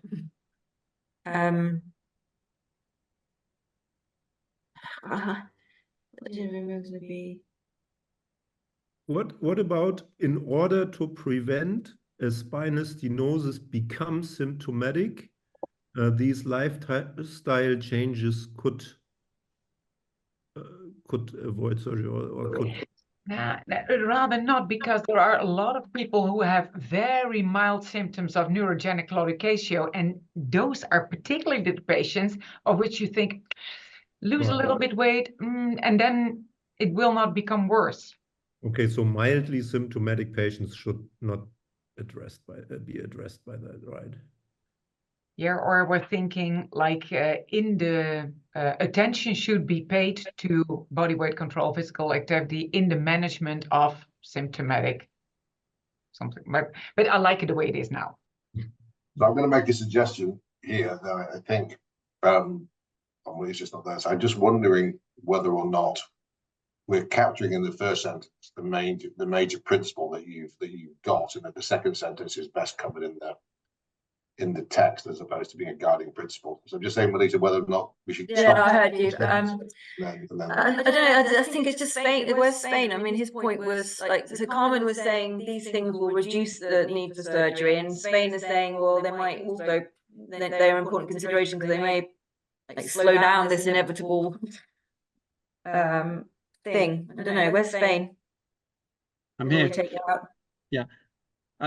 I think overall this is much better than what we started with, so I think we're getting there. Just looking at should be considered in avoid the need for surgery. Could we only say should be considered before surgery? Does that suggest that surgery is inevitable, fine, even with that intervention? And then such intervention may also be preventive. I mean, if we say should be considered before surgery, we might delete the rest of it, because then we also say that could be preventive, and we can develop that in the text. In my opinion, that's what we had before, and then we. Yeah. You're not suggesting we're going around in circles, Carmen, are you? We've got lives to lead. I think it's still quite a bit different, Carmen. I think it's still a bit different to where we were. Yeah, do you have your hand up? Yeah, I think the comment from Philip is very important, because I remember that I think he gave a talk on one of the meetings, and the message I got from that talk was that some of these patients come too late to the surgeon for correcting their problem. Right. So I think we really have to avoid that when they read this and they say, okay, I should lose some weight before going to the surgeon. So if indeed it is important that these patients go early to the neurosurgical unit, then we have to be careful by putting this as a recommendation. How about we leave it at, I was wondering if we should not just I was wondering in that respect if we should not just focus on the fact that we should advise everyone to please take good care of your lifestyle and control your body weight and your physical activity, and that the advantage of that is on different levels, and one of those levels is maybe also prevention of spinal stenosis or something like that.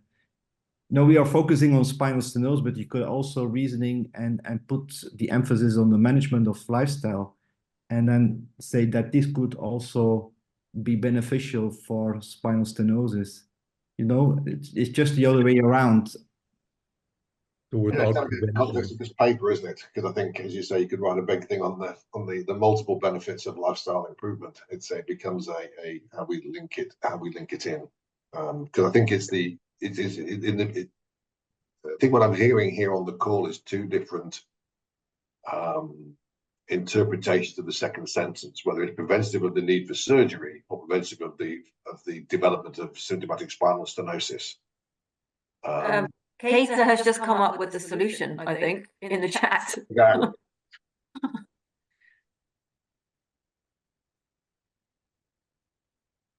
Hello, I'm from Japan. Such as Alex, do you want to put this in as a second sentence on the sheet? So just below this one, Alex, there people can see both. So the proposal is lifestyle interventions such as body weight control and physical activity should be considered to treat and prevent symptomatic spinal stenosis to avoid surgery.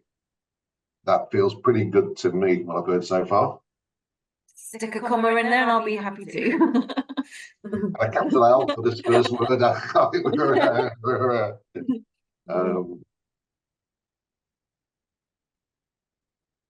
so is everyone happy with the second piece on there now? Are we happy to go to a vote?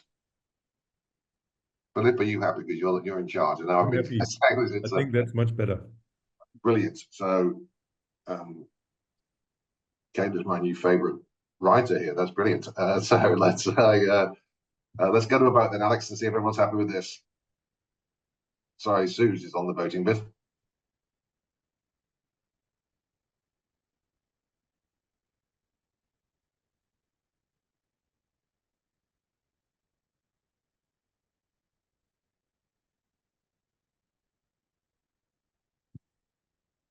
$15 votes in.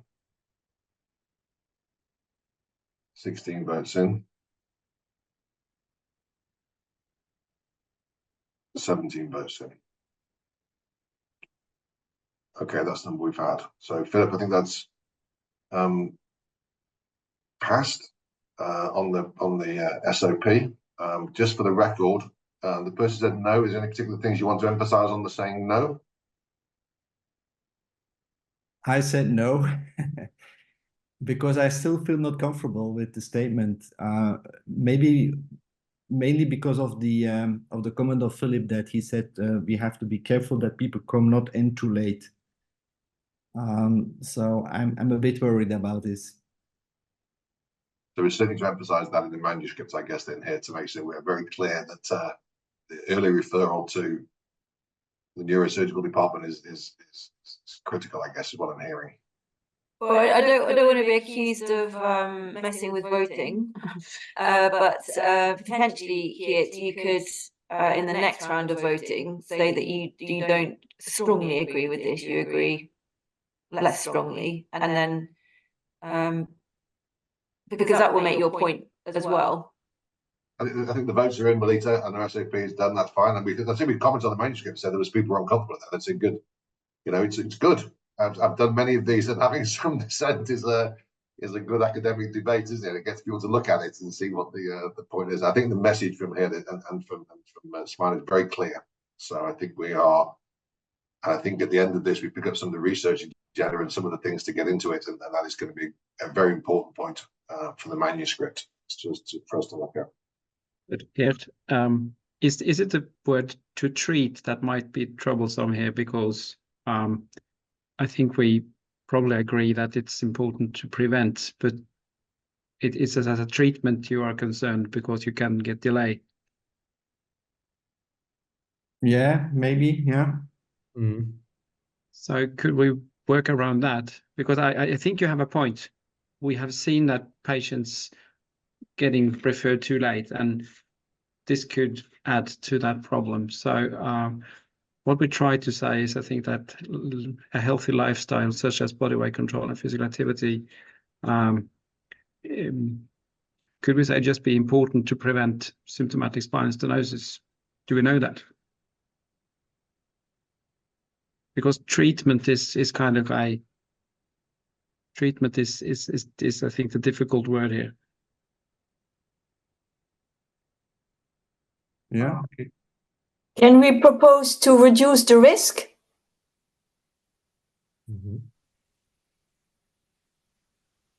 So is that what we're saying? If someone presents with symptomatic spinal stenosis, would you go to body weight control and physical activity before surgery in some cases, or not at all? I think this is a good statement to reduce, should be considered to reduce the risk for symptomatic spinal stenosis. So that is saying, just to make sure I'm clear, because I'm hearing something different, that you would, if someone presents with symptomatic spinal stenosis, is it an intervention at that point, or is it not? Is that the point when you are? So I'm making myself clear. I'm just trying to. Because we spent a lot of time on this, and it's really important. I'm fine with that. Yeah. Is it to reduce the risk of one final intervention from me, then we'll go again? I think that's fine. Is it and to avoid surgery, or just to avoid? And surgery? to avoid, yeah, the risk of symptom, or. Are we happy with that, everybody? Are you happy with that? Yes. So, Suze, and usually I think we can go to the second vote.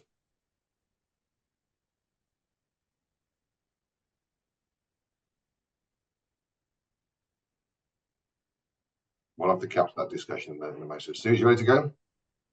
Yes. Do we do the revised voting, Martin? Revised vote, yeah, the revised vote. Yeah. Okay, I am launching it now.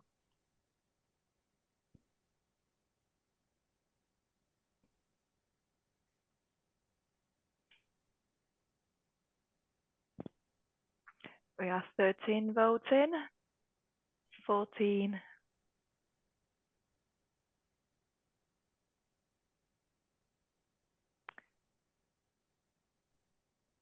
We are 16. Anybody else? We had one more before. And Philip, if you're happy, we'll go straight into these. So let's close that down, Suze, and go straight to the strength of agreements. So we get back on schedule.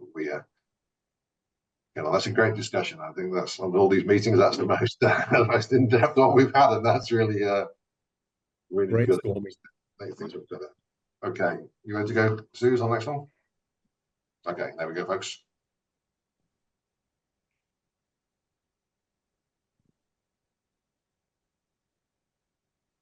We got 10 answers. 15. One more, folks, I think. Somebody not voted? Yes. I voted. There we go, 16 We are had in. 16. 16 in. That's the same as last time. That's good. Okay, Philip, I'll hand back to you. Alex, move the slides on to the next section then. Yeah, thanks very much. Now we move to the upper limbs first. And we are very happy to ask Dr. Simone Riganti for his presentation. please. Good afternoon at all. Greetings from Genoa, Italy. I start with my presentation. I hope I could be clear and interesting. Okay, I start. Okay, great. I started to speak about upper limbs lengthening, in particular limb lengthening in achondroplasia in general. Why do we talk about limb lengthening in achondroplasia? So, to improve limb trunk proportion, to improve functional capabilities, and to improve social integration of these patients. And the literature speaks about the limitation and characteristics about this patient and the achondroplastic patients. Our answer, I'm an orthopedic, I'm a surgeon, and so I lengthen. I'm responsible by that question lengthening, following the Elizarov destruction osteogenesis principles. And that the literature tells us that after surgical lengthening procedures, that limitation, that characteristics for this patient are reduced and their quality of life is improved. This is my history and the history of my institution and the Gaslini Hospital in Genoa, because from the 80s with Professor Mastragostino and after with Dr. Boero and now with me and Dr. Camorri, we performed that surgery. The limb lengthening in achondroplasia is a demanding journey, a demanding path with a lot of risks. They harder than others, pain. And it's very important, a multidisciplinary approach and involvement for these patients. In particular, I stress the role of endocrinologists and oncologists, because with their measure, they can guide my hands and to choose the right time to go to lengthen. And also the role, the last one, the psychologist, who play a supporting role in accompanying family during that journey, before, during, and after the journey. This is after our measures, our reflection, the target that in the recent years we put for that patients, more or less 150 centimeters at the final age. Limb lengthening, about this measure, this experience, we divided two populations. The lower one with a predicted final age around 110 centimeters, and we chose a more aggressive strategy, an early start around 8 years old. And we made two femoral lengthening, usually with axial external fixator, and two tibial lengthening with two circular external fixator. This is an example of lengthening with axial external fixation in the femoral, bilateral, transverse, simultaneous in two femur. And these are the same patients, the first the femur, after the tibia, with the two tibias with the external circular fixator. The other population, the taller one, is with a predicted final age more or less 120, 125 centimeters. You hear me? Sorry. Yes, we can hear you. We're here. I stole my video. Now, the other one, there was an electrical failure. Okay, great. I'm on air now. Okay. The taller one, two lengthening, less early start, about 12 years, one femoral lengthening with the axial fixator, and one tibial lengthening with circular. This is an example with axial, and this is an example with circular. The difference here is the two osteotomies. To make more lengthen, we use the proximal for lengthen more or less the 70, 80%, and the rest in the distal. For the fertility of the bone is different in the two sides. But I speak about upper, and what is the role? What is the sitting of the upper limbs, in particular the humerus, in that patients, in the role of the lengthening of the upper limbs? Maybe it's the last one to be carried out, to the age of this boy, 70 years. Because why? So sorry. Usually the priority is to bridge the stature gap with the peers with the other babies. There is a good callus formation in the upper limbs, better than in the lower limbs. Is quite well tolerated. The bulky of the external fixator in the upper limbs is better tolerated than the lower limbs. Is a lower impairment in these patients for that. And often it's the patients older and more aware of that condition who request that lengthening. So for drawing, for driving also, or more simpler for removing socks, underwear, or in particular for hygiene. And the last one, because in the literature, also for the orthopedists, this procedure is more demanding, it's more difficult, in particular for the isolation, mandatory in my opinion, I speak about this, the radial nerve isolation, because it's a great risk to damage the radial nerve. This is an example of that boy, monoaxial external fixator, 2 clamps, and 4 pins to fix the external fixator in the bone. The diameter is 5 millimeters, protective in hydroxyapatite coated, and pre-breathing bicortical screws. It's very important bicortical for the strengthening, from the hole to hold to the bone.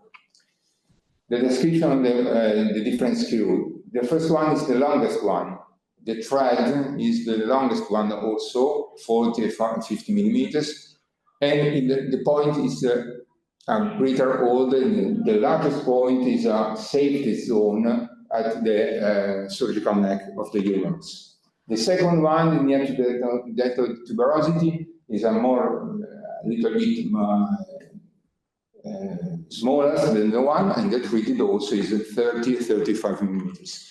That is the more important screw in our frame, because at the distal third of the humerus, but this is the passage of the radial nerve. So it's mandatory the exploration and isolation of the nerve.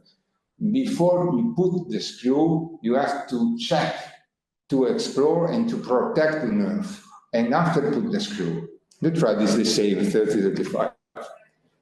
The last one is another strength screw, transcondylar, proximal to the lateral pit, without the limit of the movement of the elbow. It's a safe zone, is a large point with a good model, and the speed is like the first one, 40 and 50 millimeters. Also, it's very important the bar position with an adequate distance from the skin, with a good lever, a good mechanical force of the frame. It's not too distant, because we have the risk to lose the strength of the screw in the bone. And also it's very important because a demanding path, a very long path journey for this, more or less 1 year for the procedures, more or less. It's very important to make the dressing every week, and the possibility of carrying out the dressings, because it's the limit of the skin is very, very slow, very, very slim. It's difficult to put the dressing for the patients and also for his family or friend.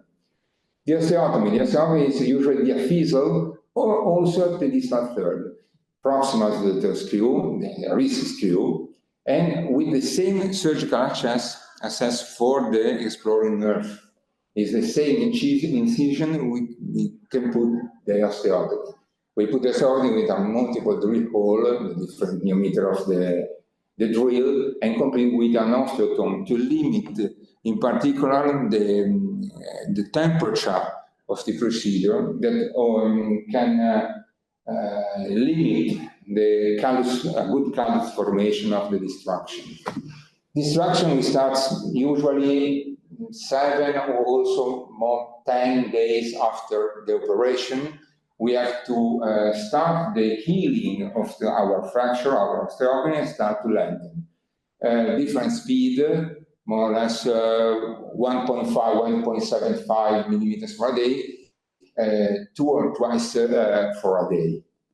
divided in the knees. This is an example of our cases. The osteotomy after the procedure, we start after the month to check the separation of the two fragments of the humerus. 3 months, 8 months, we complete.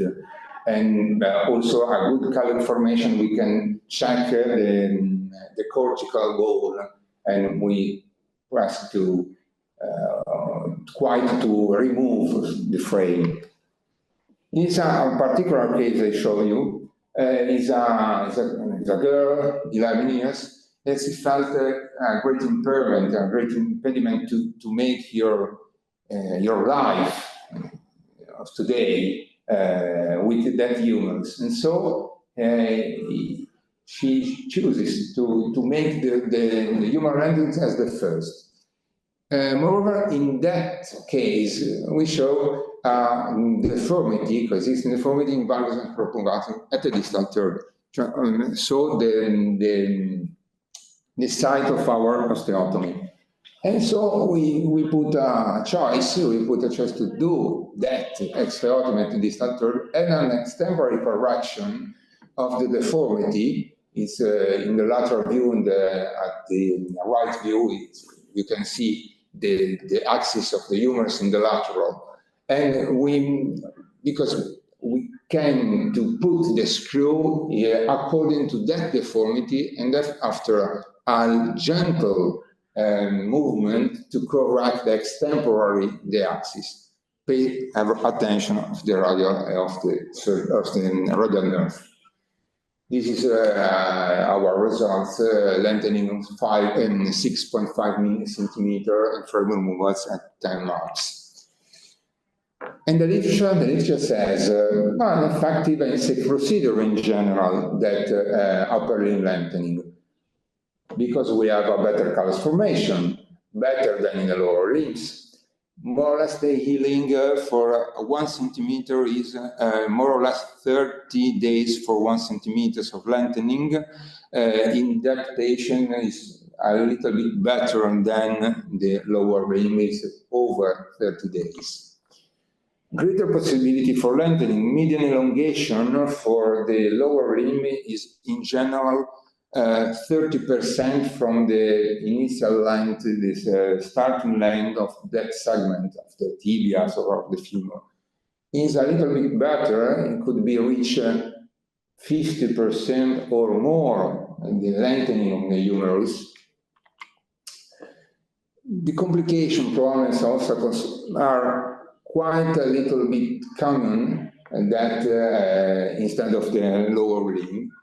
But the radial neck palsy is quite common, and so it's very important to differentiate the palsy and the damage. The sufferance, the palsy, is quite common, as is ever immediately after the surgery, if it's that present. So the literature says also that the recovery is fully recovery slowly, must ever a full recovery for that, and not an occasion to stop the lengthening. Okay?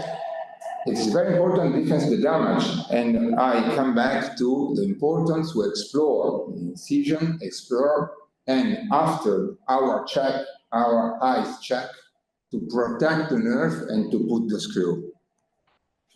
These are complications. Our complication, rare but present, with a poor callus formation, a great lengthening in my opinion, but with a median lengthening, but poor callus formation. And so we put a bone graft on the left side.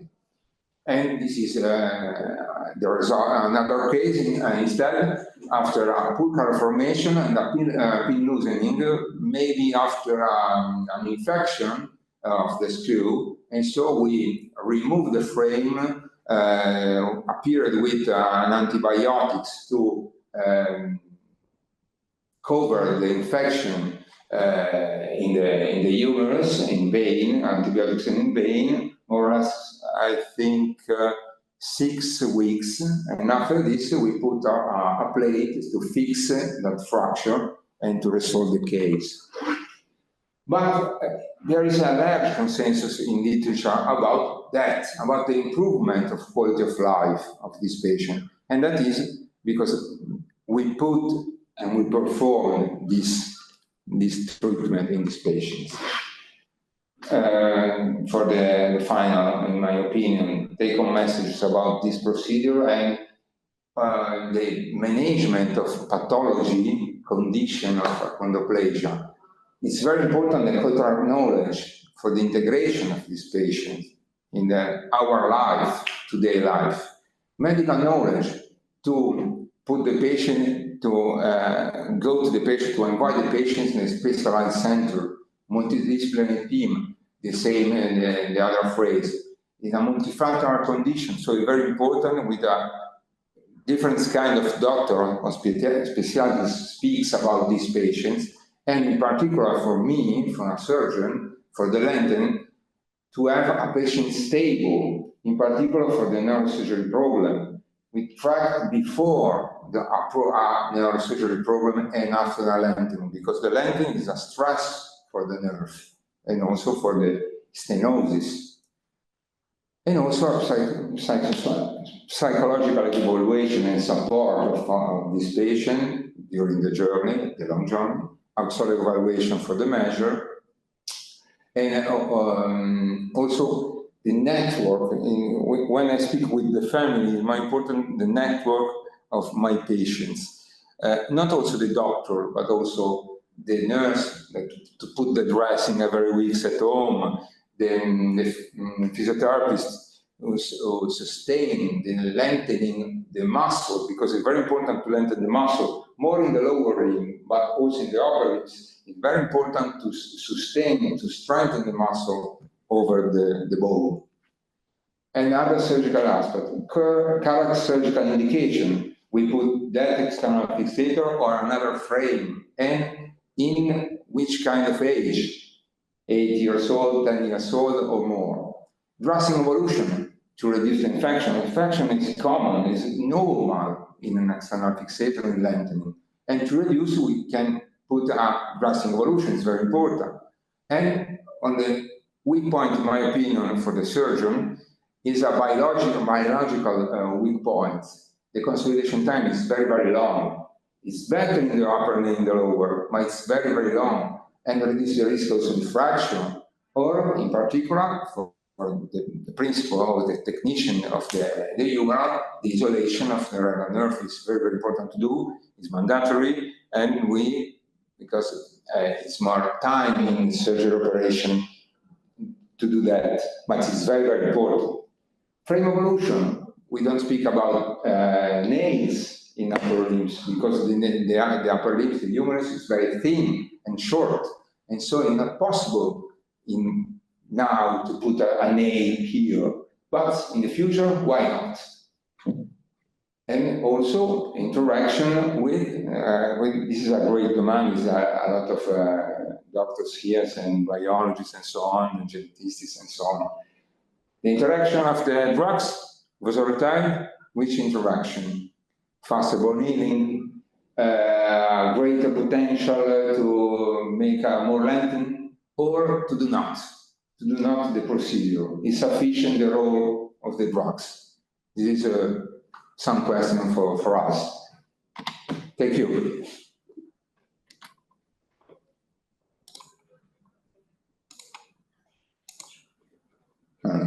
Okay. Well, thank you very much for this very interesting talk, and I think you gave us insight into and shared your experiences in something where there really are not many experts. So I think there might be some questions. Maria? Yes, good afternoon. Can you hear me? Yes. Yeah. Okay. Thank you very much for your presentation. I wanted to ask you if you have ever considered to do the humeral lengthening before, I mean, like at 8 years old, for example, because sometimes the humeral shortening make patients not very independent for their personal hygiene. And I think at that age, this is very important to be aware, to go, for example, to a friend's house and be a little more independent. So have you ever considered doing this at an earlier age? Sorry.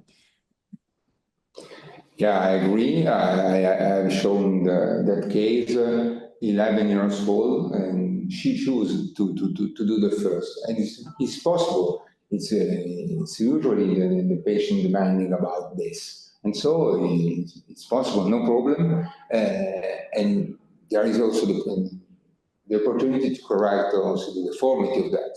And so no problem to do for the first. Okay, thank you. Nothing. Antonio, you have a question? Yes, thank you, Kunkel. Do you hear me well? Yes. Okay. Yeah. Thank you, Professor Riganti, for your nice and clear presentation. Only one question. You talk about you review the radial nerve during the surgery, but you know that radial nerve it's very, very weak. Then even if you review, you see, or do you have any rate of temporary palsy of the radial nerve? And if you see a temporary palsy of radial nerve after surgery, do you perform any electromyogram or you only wait? It's quite common to have palsy after the surgery, immediately, usually after the surgery.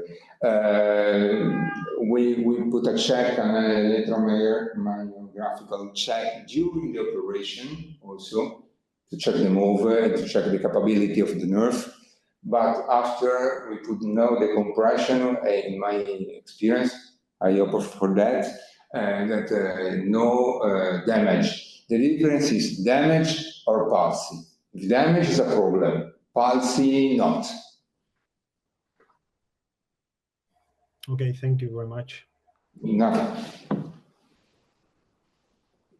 More questions? Okay, and we maybe can move on to the guiding principle, number D. Upper limb surgery should be considered in cases where quality of life is significantly compromised. Comprehensive evaluation by an experienced MDT should be carried out prior to any surgical intervention. Open for discussion.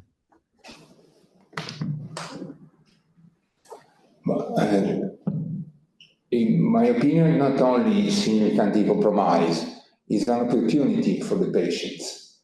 So it's a great improvement to the quality of life, so I put for this. Not only with a compromise. If you speak about compromise in the literature, yeah, in the achondroplasia, the impairment is present, and so we speak about compromise. But it's also an opportunity, in my opinion, to improve quality of life. And in my opinion, prior to surgical intervention for upper limbs, both is not significant to put physiotherapy or to. If you have a luxation of the elbow, but it's not a problem, a great problem to do the lengthening.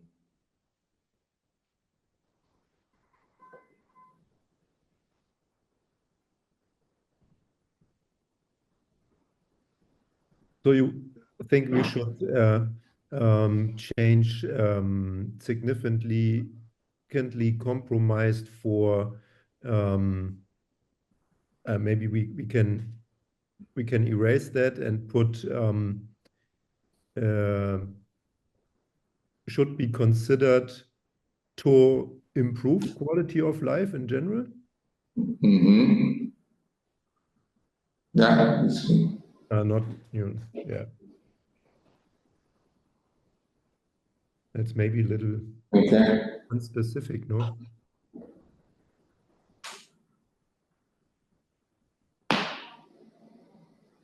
Simone, do you think it's Yeah, better? it's okay. It's okay for me. Yeah, no, not bad. Okay, to improve.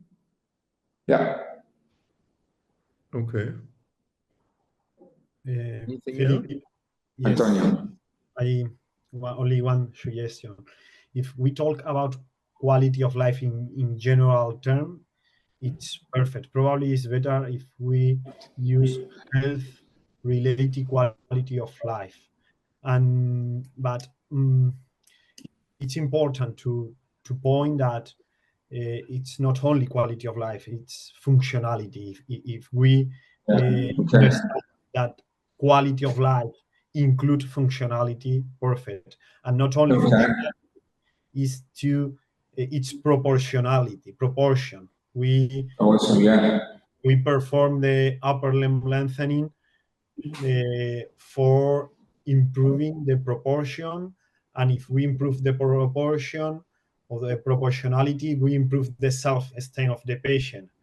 Then if it's a general term, health related quality of life, we have to be conscious that not only quality of life, functionality, proportionality, all I am not sure if the term health related quality of life include all the other ideas. Probably yes, but I think it's important to point that.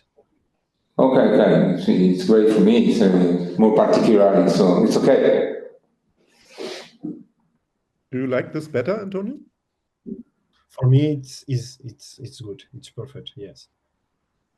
We have one more question on the comments, which is should we change should to may be considered? So upper limb surgery should be considered. As a suggestion from Brigitte to change to may be considered. Any thoughts on that? No. Yeah, Martin, in the first part of the sentence, upper limb surgery or upper limb lengthening, because upper limb surgery is more than only lengthening. We could perform surgery in the elbow. We could perform surgery in the wrist. I'm not sure if the term surgery is what we are talking about, or is lengthening. We should put lengthening surgery, I think, right? Okay. And might be considered or may be considered instead of should.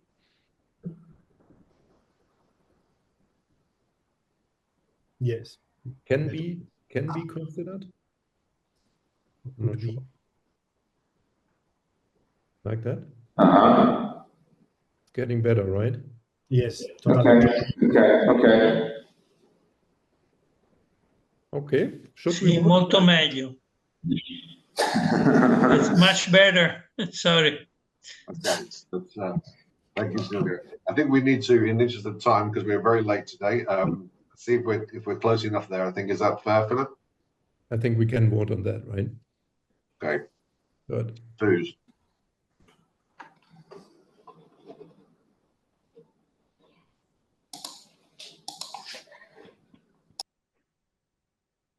Oh, we got 8 votes. And I've got a few people have to leave already, so we're going to be short on. 9. We got 10. Oh, one person is in disagreement. We should ask. Same as me again. I have no voting. Oh, okay. If you click on the bottom where it says polls, Klaus, it may pop up. Which button? At the bottom of the screen, I've got the thing that says polls and quizzes. Next to the at the bottom right hand side on my screen. No. Okay. You can vote for me. Yes, voting yes. But yes. Yes. So we got 15 votes. Okay, so we can add Klaus for 16. That's 15. Okay, let's move on.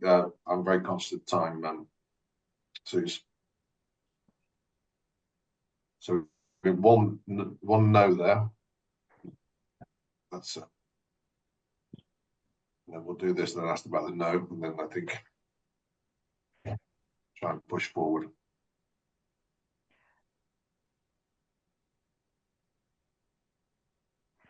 Got 12 votes.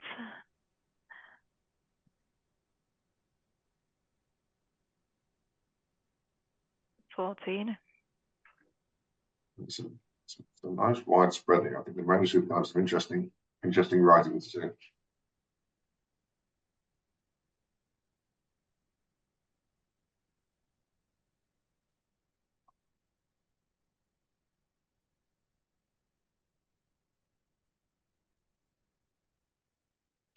Okay, let's close it off then and go to the last talk, I think. Okay. Alex, move forward. Okay. Okay, then we look forward to hear the talk regarding the lower limb surgery by Dr. Antonio Leiva-Gea. Please.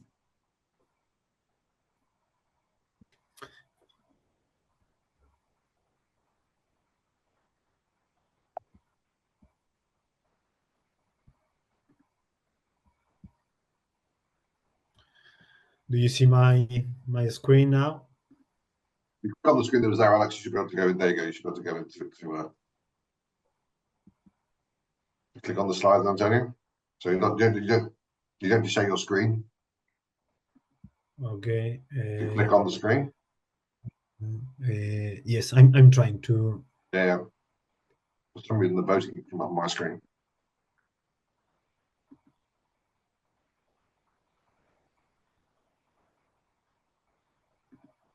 Alex, do you want to advance the slides for Antonio's in the interest of time? Oh, there you go. You got it now. There you go.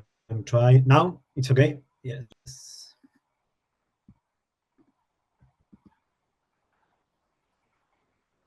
Okay. But I'm not sure if I'm control the screen. No. Or is Alex controlling the presentation? Did you click on your slides? That should do it. I'm trying to click.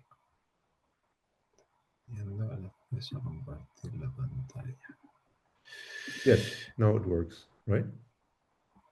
Now it works. Yes. Okay. Thank you very much. I'm Antonio Leiva, orthopedic and trauma surgeon and member of Achondroplasia and Dysplasia unit in Malaga, Spain, in clinical practice, focusing follow-up from birth to adulthood and limb lengthening. In research, I'm a medical doctor, developing my doctoral thesis around limb lengthening and achondroplasia. I'm principal investigator in Research Institute in Malaga, developing clinical trials relationship with achondroplasia.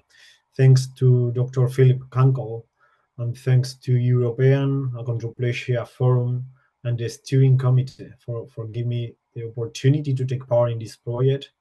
It's an honor to share with you this time, and I'm always at your disposal for this kind of project. We're going to focus in lower limb. Most common interventions. Are these interventions essential or not? And if it's essential, what is the indication and techniques and complication? It's possible to minimize need for these surgeries. And after this theoretical frame, we will summarize a practical guidance and guiding principle. With this slide, we can finish the presentation. These are the most common intervention for lower limbs in achondroplasia.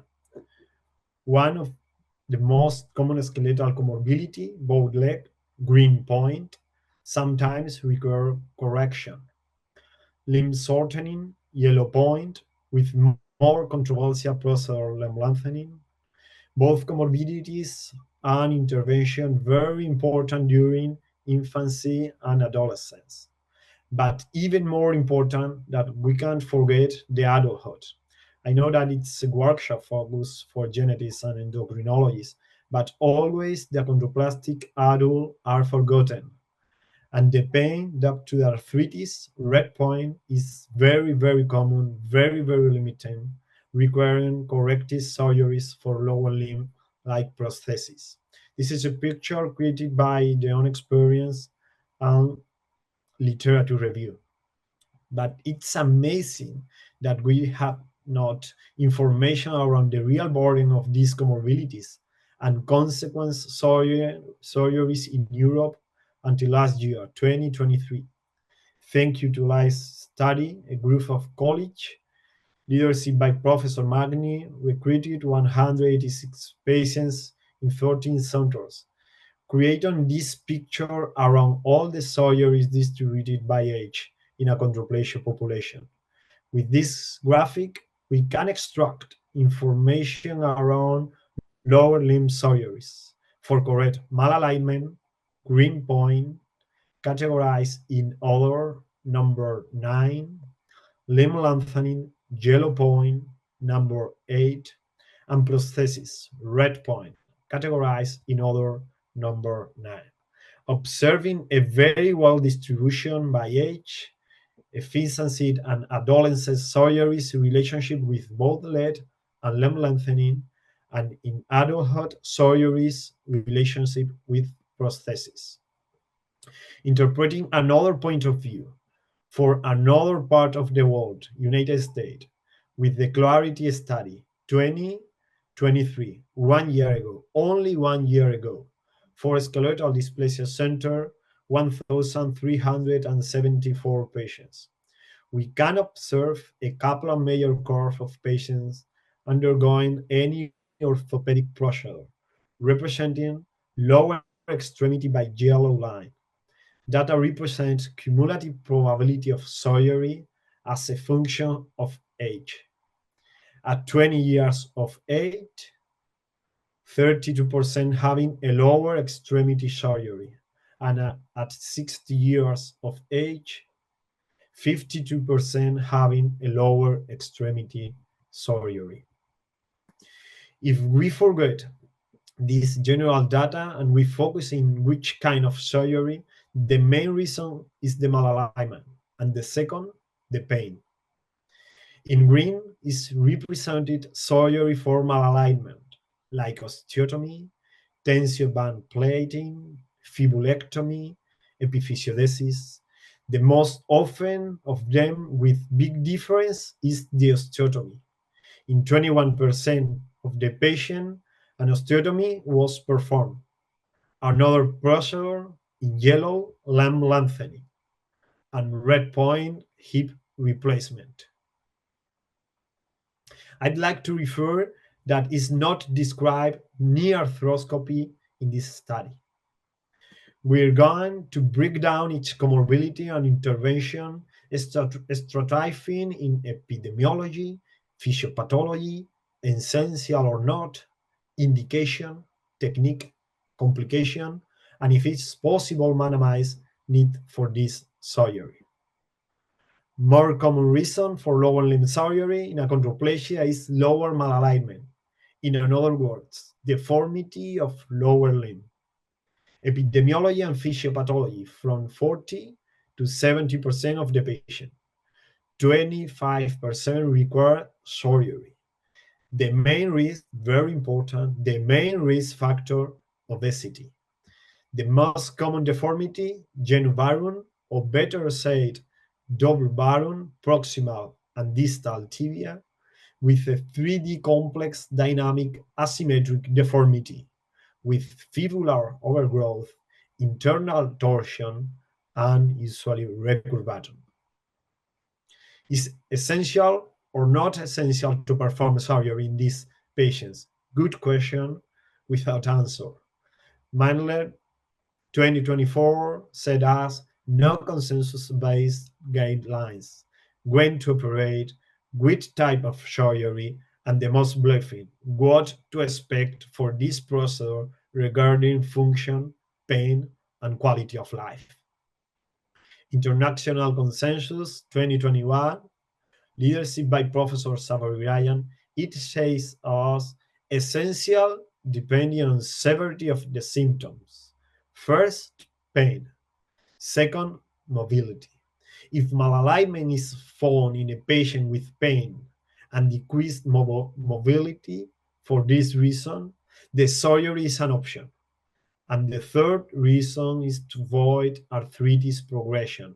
This cause is controversial, and we will see next slide. Minimize need of surgery of this comorbidity. The most important to know what not to do. In Latin, primum non nocere, first do no harm. In International Consensus 2021, Extremities and Genu Varum topic, recommendation number 93, bracing is not indicated for the treatment of genu varum, even it having been used during decades. Very important to minimize need for surgery, or better said, to detect any change, degree of malalignment is necessary to perform regular clinical evaluation, and only if clinical malalignment is increased in examination, radiographs are needed during follow-up. Another point in minimize need for surgery for this reason, a really logical and important relationship between weight and lower extremity surgery exposed by NAM et al. In Clarity study. Very important idea. The more weight, the more chance for surgery. Therefore, if we want to minimize need for surgery, for this reason, recommendation number 125, a healthy diet and regular physical activity. At 26, prevent weight gain during childhood and adolescence. But if surgery is needed, due to pain or limit function or progression of malalignment degree, osteotomies or guide growth is option tailored to the symptoms, severity, growth patterns, and growth remaining. In summary and very simplifying thinking, big deformity and older than 10 years old, big surgery, the osteotomy is an option. Cut the bone and move to correct the malalignment, left picture. Deformity in AP view and younger patients, small surgery, guide growth, right picture, is an option.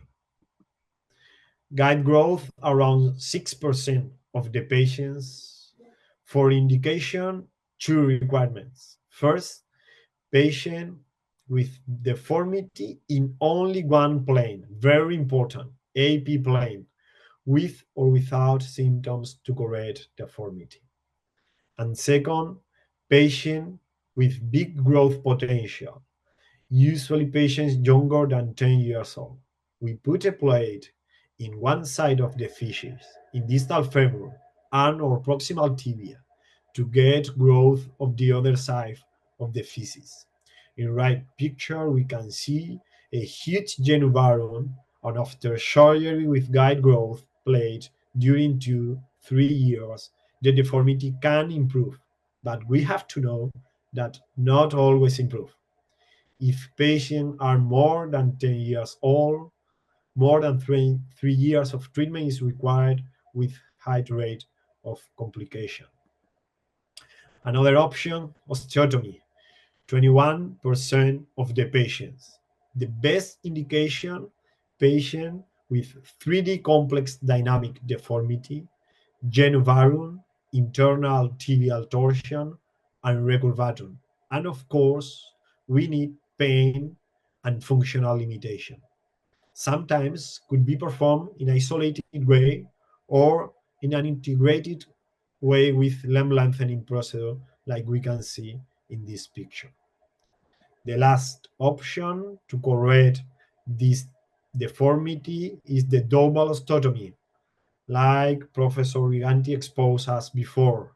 The best indication for me and for the literature is patient with, I like to say, 4D complex dynamic deformity, internal tibial torsion, recurvatum, and double varus in proximal and distal tibia, with high rate of complication, more than 100% of complication. Only a broad stroke about knee arthroscopy is a very common procedure in non-achondroplastic population. We must remember a characteristic finding in achondroplastic knee is the discoid lateral meniscus. It's surprise if we look for knee arthroscopy in the most study around natural history in achondroplasia, a clarity study, we didn't find anything about knee arthroscopy, but in the literature is well referred. We must keep in mind that not all knee pain is due to malalignment. Sometimes a knee MRI is required and an intra-articular finding is possible, like meniscal tear.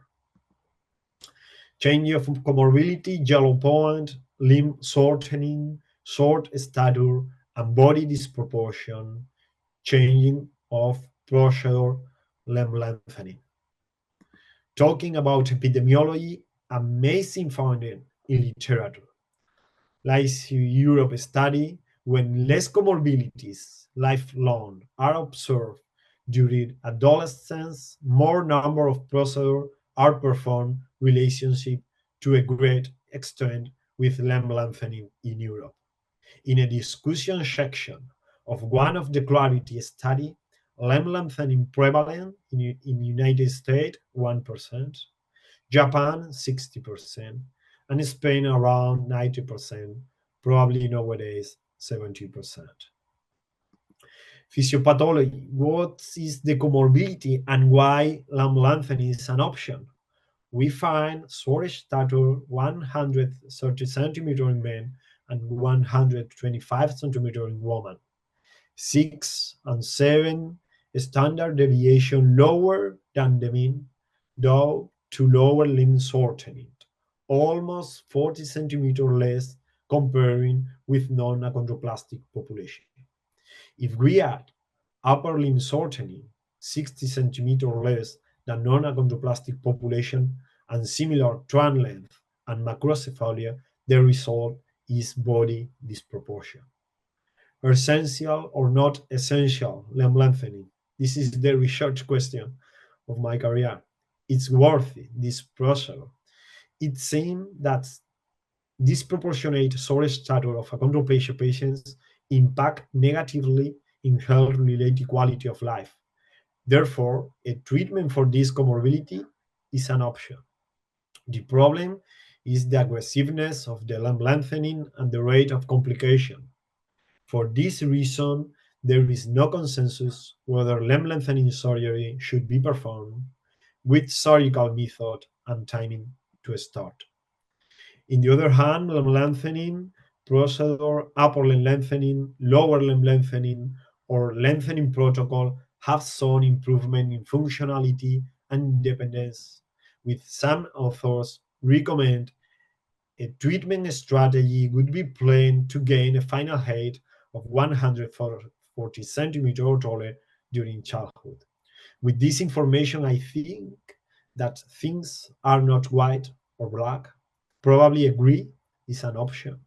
Health-related quality of life and lengthening with this premise, not for all patients, only for patients whose health-related quality of life is lower, and of course not extensive limb lengthening, not as much as possible. Minimize need for surgery. First, try to improve health-related quality of life in patients, nutrition, physical activity, and weight recommendation. Second, our expectation. Medical therapies.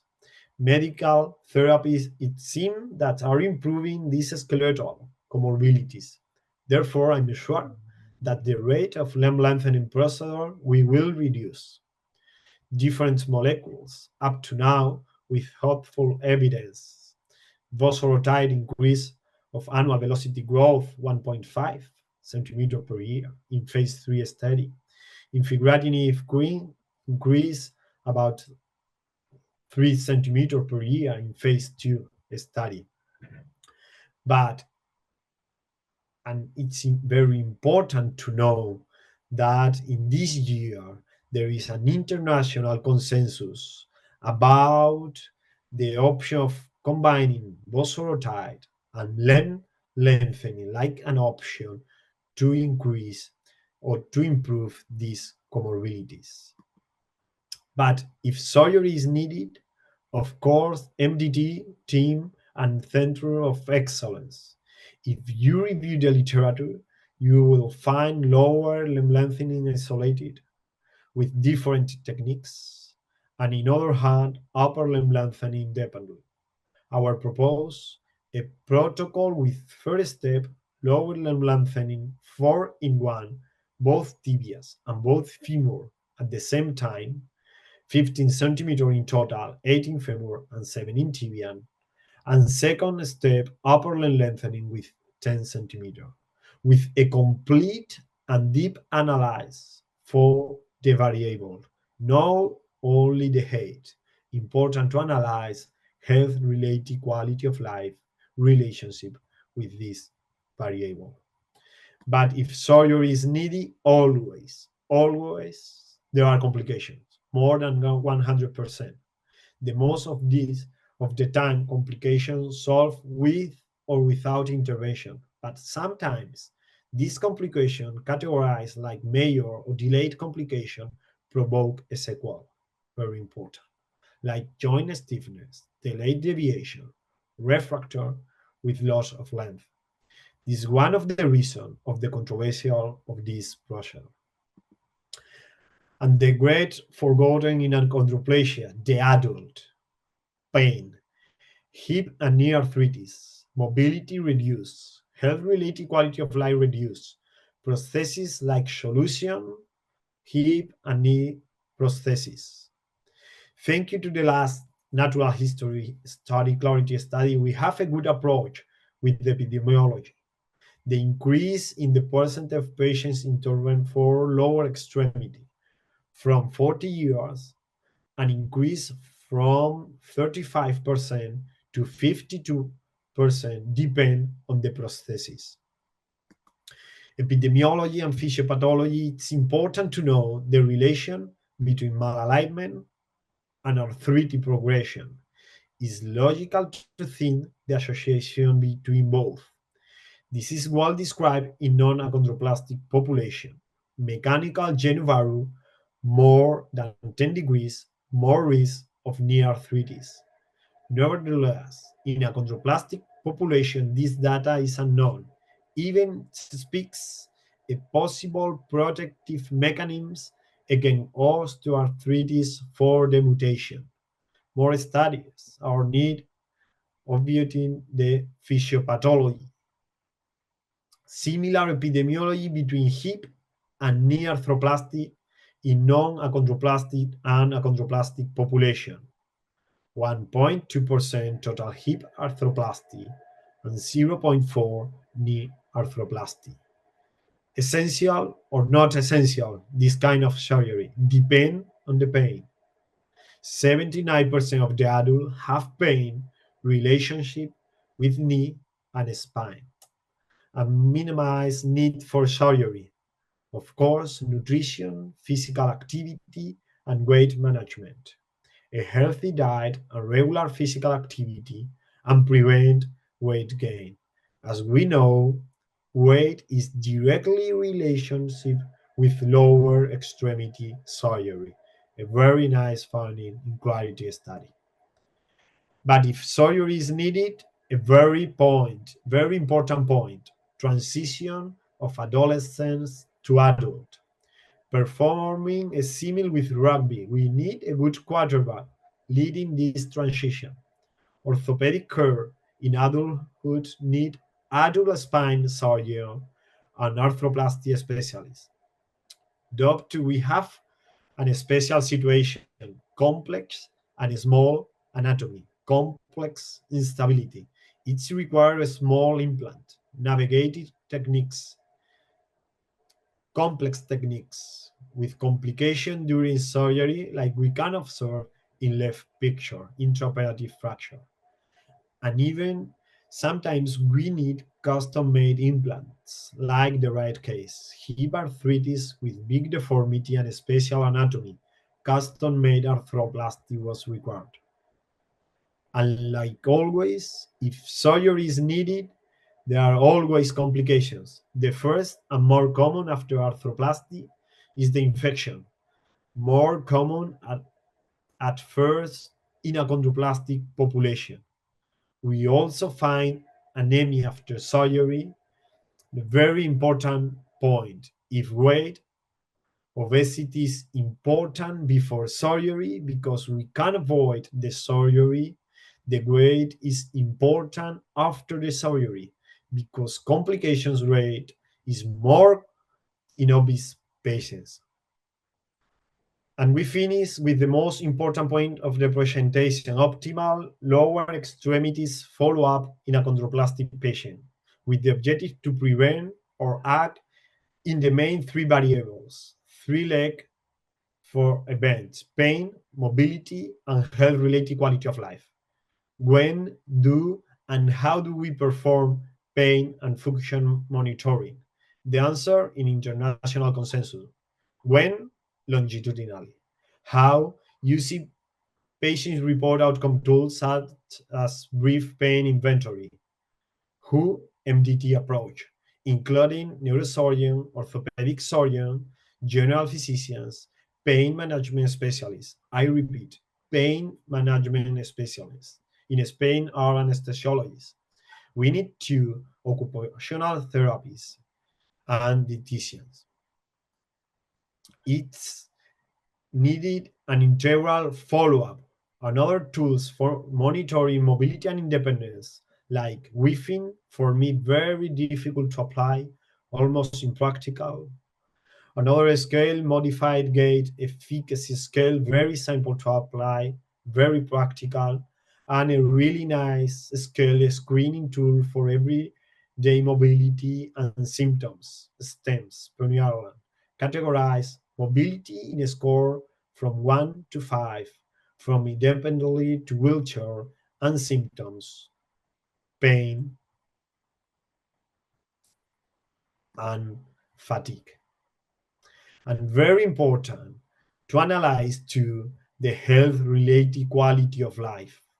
We have different patients report outcome with different questionnaire, like ASIM, like a specific achondroplastic PRO, APOLS, achondroplasia personal life experience skills. We have a specific short stature PRO like QALY-C, and we have general pediatric patient report outcomes like PET scale. I recommend you to elaborate a book with this questionnaire to analyze the patient in a health-related quality of life term. And very important, a guiding principle for lower limb extremity. For me, the most important idea in the international consensus for 2021, leadership by Professor Ravi Savarirayan, Center of Excellence for Patients with Achondroplasia, multidisciplinary team is needed. Orthopedic, anesthesiologists, and endocrinologists. And very, very, very important, considering and balancing, in one word, monitoring all functional, physical, and psychosocial aspects 6 monthly or annually, considering lower extremity or even in a general context. For me, these are the essential variables to monitor and analyze the impact of any intervention. Anthropometry, we need height, weight, arm span, sitting height, head circumference, and foot. Obviously, no absolute number. It's necessary extrapolate to a standard deviation growth chart. Very important and very easy to explore and monitor alignment with a goniometer or use an intermalleolus or intercondylar distance. And if you see that it increasing, standing AP and lateral lower limb radiographs and standing lateral spine X-ray. Of course, joint examination, range of motion, gait, and it's essential to monitor pain and mobility, brief pain inventory, STEM, and health-related quality of life with APOS, quality, and PET scale. And to finish, one recommendation: to decrease the rate of lower limb surgeries, control the weight. Thank you very much. A lot of questions, very well summarized by Midland 2024, orthopedic considerations under medical therapy. We need to join force to respond the new paradigms. It's a big and nice challenge. Let's keep working. Thank you very much. Thanks very much, Antonio, for this great presentation. I think due to the time, we maybe should first go to the guiding principles and maybe then afterwards discuss your talk. Is that okay? It's okay. Okay, good. So the first guiding principle would be lower limbs should be monitored for signs of deformity in children and surgical interventions considered if functionality is reduced or if pain levels are interfering with physical activity. What are the thoughts?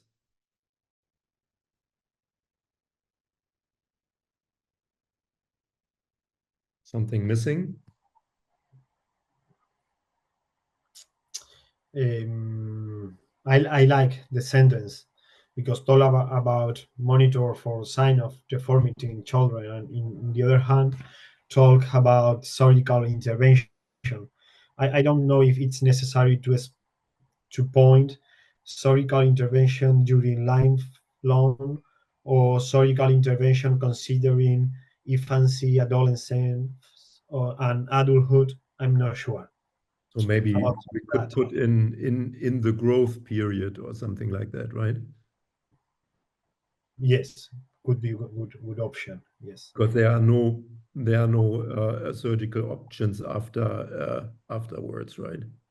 But if we talk about growth period, we lose arthritis and prosthesis. Then if it's Sure. include only in children and adult or an adolescent, is good.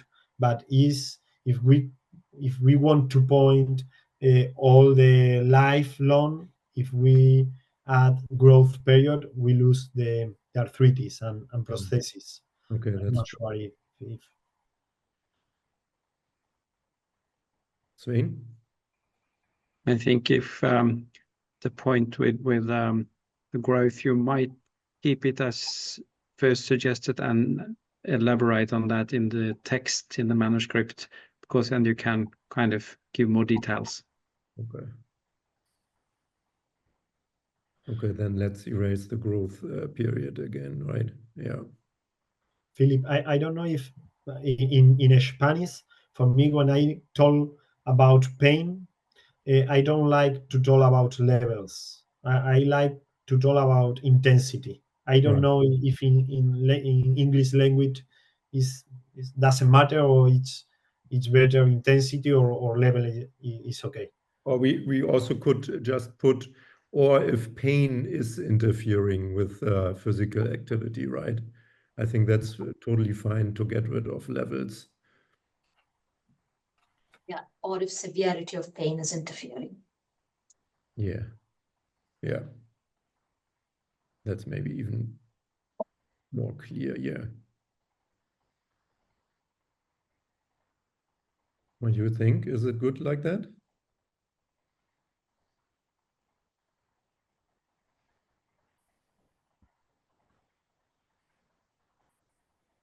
It's pretty clear, right? Yeah.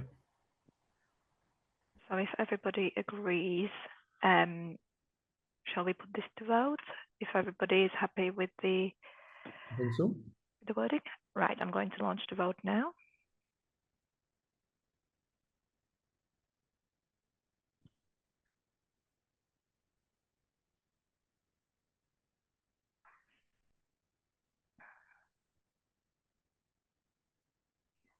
Fabulous. We've got 9 answers. Anybody else? Yeah, they are all at yes. I'm ending the poll. So we are currently at 81% on this Perfect. one. So now I'll launch the vote on the agreement. Mm-hmm. Please vote.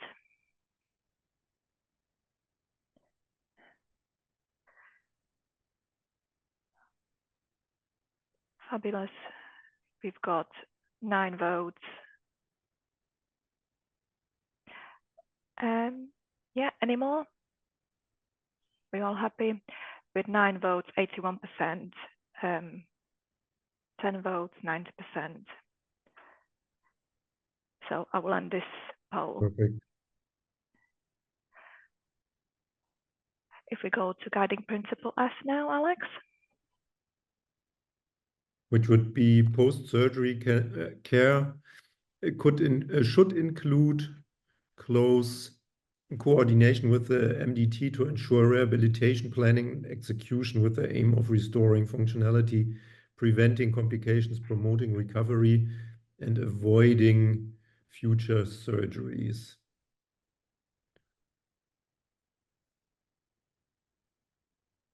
Okay.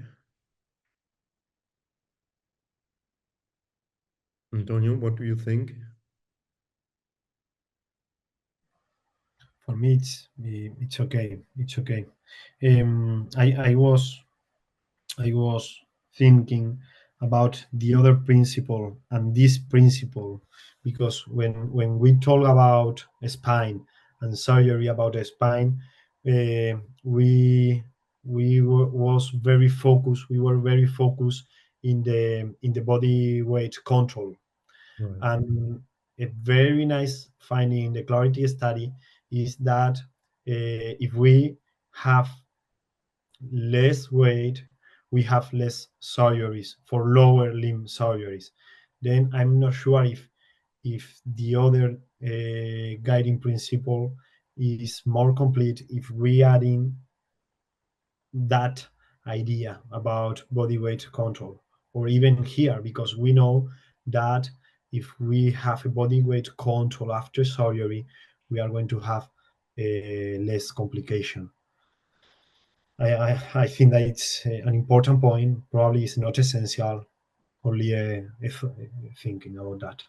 But then it would make more sense to have it in the principle before, right? Because probably yes, probably. And we would argue that it might avoid surgeries altogether, right? Yeah, I know that it's late for It's talking to the other principle, but at the same that a spine in lower extremity is quite important, the weight and to control body weight and physical activity. Then probably is a good option to add that idea. I don't know. Mm.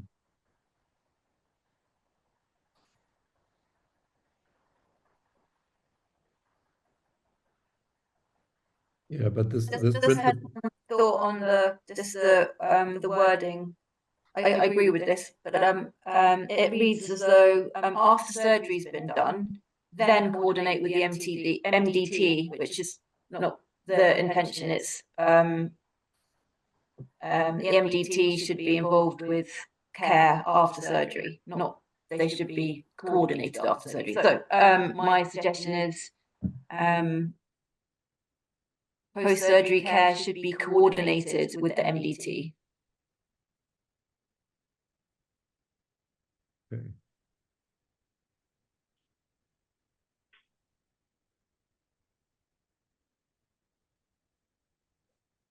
Good. I don't think that including the weight reduction here makes a lot of sense, right? What do you think?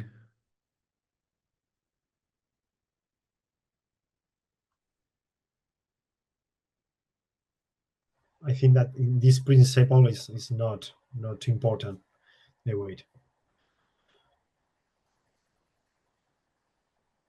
Important for the discussion, but maybe not for the principle. That is. Okay. Any more suggestions for the wording?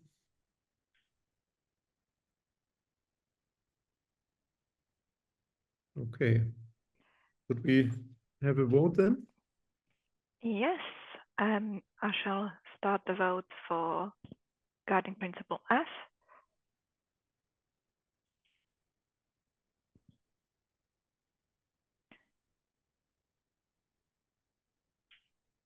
We've got 9 answers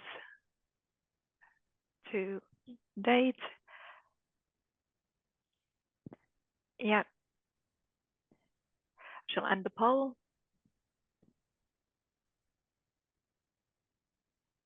We're at 81% on this one as an agreement. And the agreement, please vote.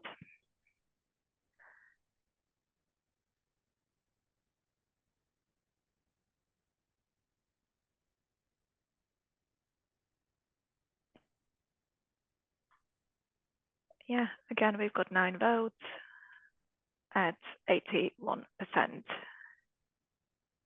Perfect.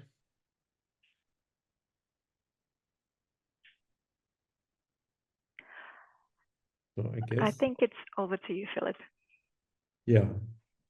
So I think then we can close this great workshop, and I thank everyone for the great talks, and also for the very fruitful discussion.